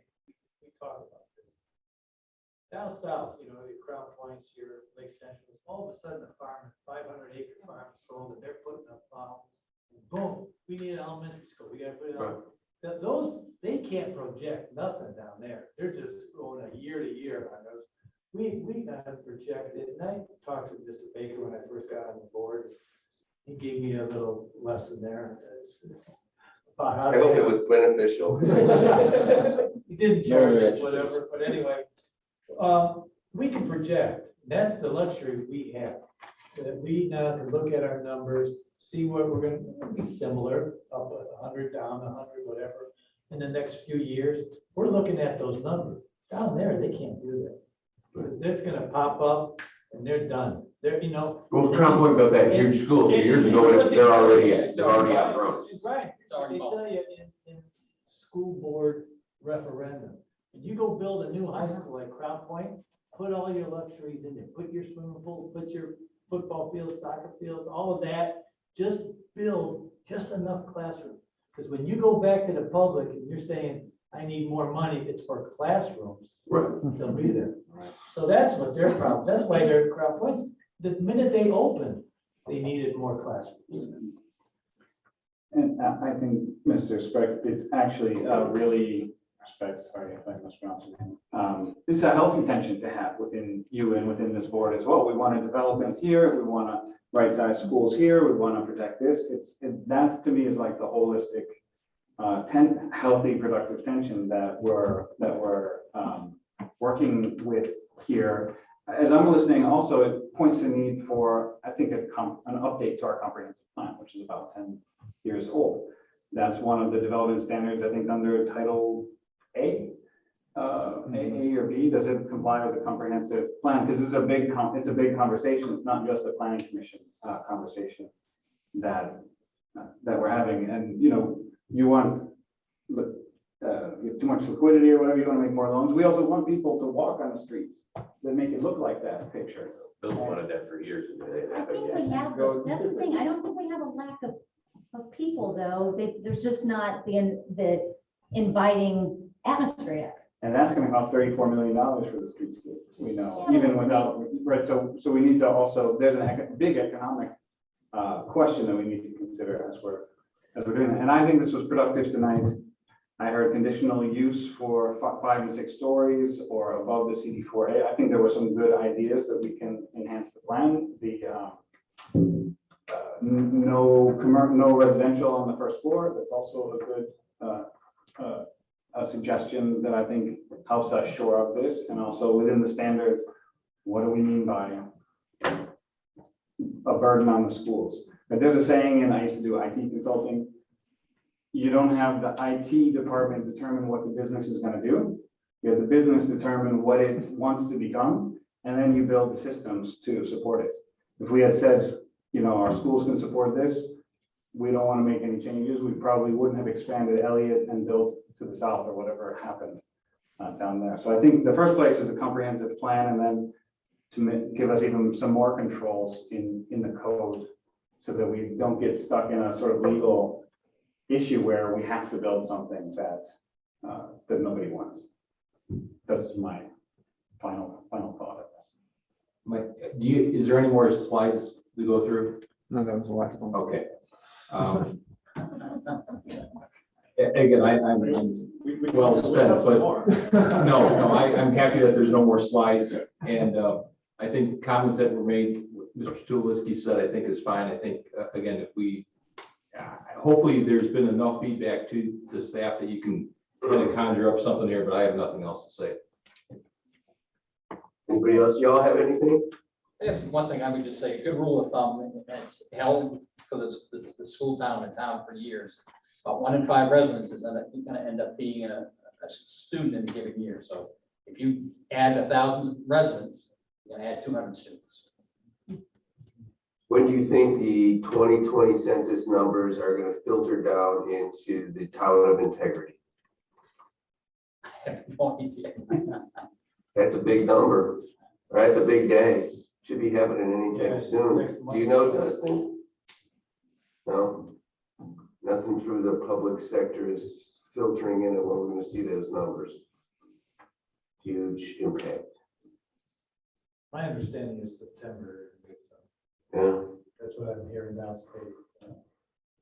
Okay. Anything else? Anyone? Nothing else for me. Yes, just ma'am. one comment about what Mr. Doherty said about the number of houses and only 1 in 5 having kids. They all still have people that use water and produce sewage. And those are some big issues that we are going to have to, that we will face, especially as we develop on the south side. Yes. And rentals, how that works and how do you forecast those and what's happening with that?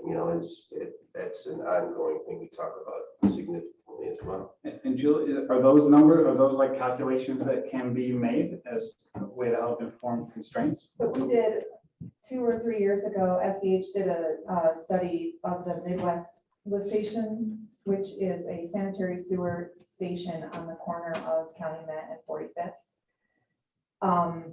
Kind of at the request of the Hammond Sanitary District because they were saying it was at capacity. And I took a look at how Centennial Village would play into that because everything pretty much on the south side of the tracks feeds into that station except Twin Creek has its own lift station and, I don't know, there might be, maybe White Oak is a different way. But anything really around Calumet and, is hitting that lift station. So any transit development at that Main Street station is gonna either have to go through that lift station, which will require an upgrade, or have to have its own lift station. And that will involve a really, really long force main going through town to get to a place where it can go by gravity, but then we have to look at the capacity of those gravity sewers. So we can take a guesstimate, and this is something that we're talking about doing with Dustin, is doing some more comprehensive planning with our infrastructure. So really getting a good mapping of our sanitary system and our stormwater system, because we don't necessarily know their sizes. We know where the things are. We know where the We don't manholes necessarily are. know all the capacities. Right. That master planning process is built into the rate study that we're going to bring to council hopefully in October. And from my understanding, that sort of information is very helpful when we apply for grants for infrastructure upgrades. Today I saw on the news, there was a step forward for $1.2 trillion in infrastructure. Presumably some of that money could be coming here. So having this information and these calculations puts us in a stronger position to be able to benefit economically. If we build that model, we can plug it in. We can say, okay, there's a 100-unit building going in, just put it right in the model and see what it does everywhere else. But You could put any number in. That's the beauty of a model, right? that's You won't the approve way it, I won't approve it, but also. what about when we're gone? Yeah, So, I think it's a good thing to see. Thank you. so I hate to. Cool, thank you. Burst your bubble. Chairman Baker, I'm going to need to obtain a motion. Well, I have one, just what, and it's not, don't roll your eyes. No, I was just gonna say. I didn't, that was just falling asleep, sorry. That was closing advice. I was gonna say, should we schedule a future work study? Or are we at the point, or do we want to ask for different parties like school, public works, et cetera, to provide some information to the board that we can use as we move forward? What's our next step? What do we want to do? That's all I'm asking. And the next step, Councilwoman, in changing the zoning. Talking about if we need, what we need to, if we need to, et cetera, because we have asked a lot of questions. We don't have all of the components we need to make those decisions, I don't think. So, Sure. I mean, I don't know, I mean, there's the school board, I don't know if they're gonna be able to provide any more information, is that what you're asking? well, I'm asking, do we need, or so, Jill just provided some very good information that we hadn't thought of.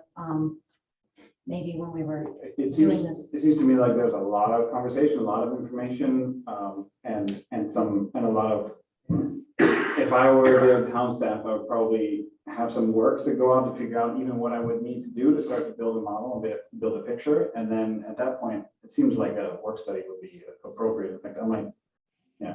But maybe not in 2 weeks, maybe in a. I hate to be,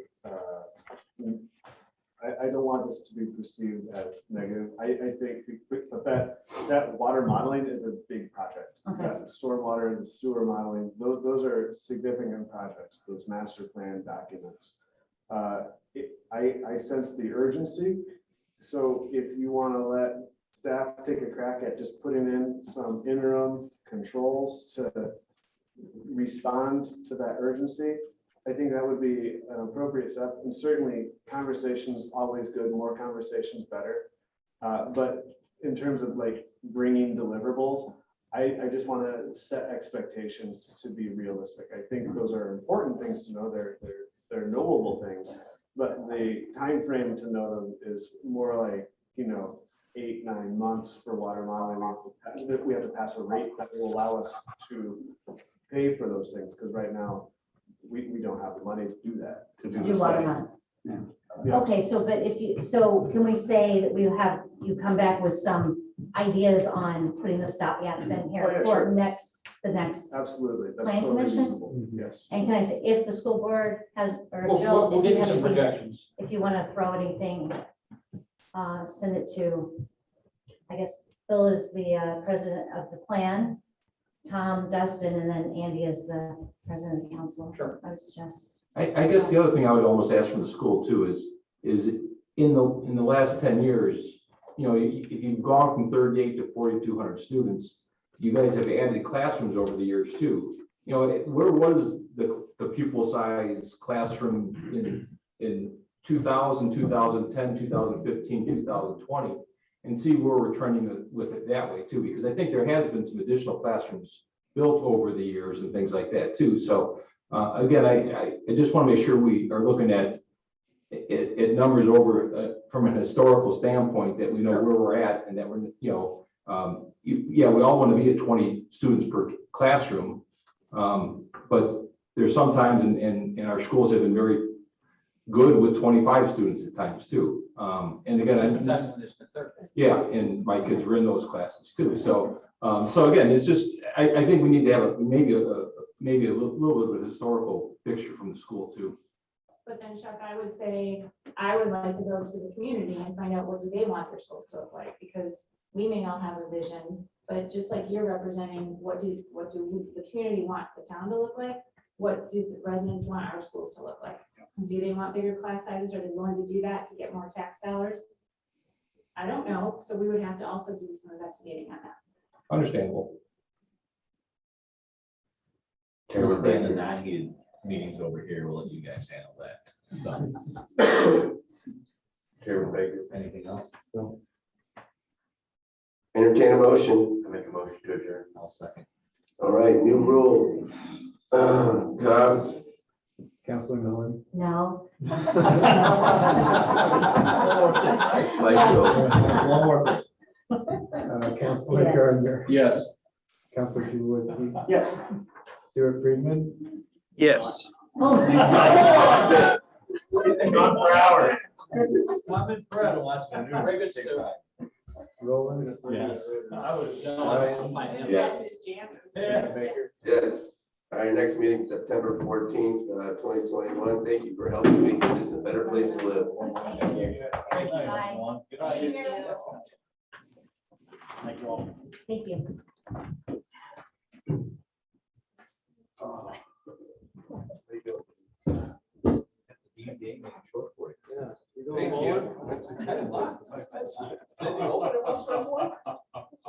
Is anything open in Munster?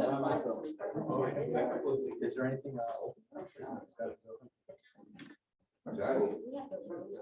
I'll stop. Like, you know what I mean? Like, things are like, going on because we don't have them. They're just other people take us for that reason. So where? Who is? I'm not going to. You're going to do it. Oh, you came from Detroit, yeah, because I went with my husband. That's a nice room. Yeah, I know, but I think. Yeah, no, enjoy Johnny's. I'd rather see much of those. I'm going to bed. You're going to bed, I know. Good All right, well, we start school tomorrow. Oh, yeah. Unfortunately, I live in. Yep. To our friend this morning at the Fun. 40 clients. So what? 40 clients? It's 12 new clients, so just like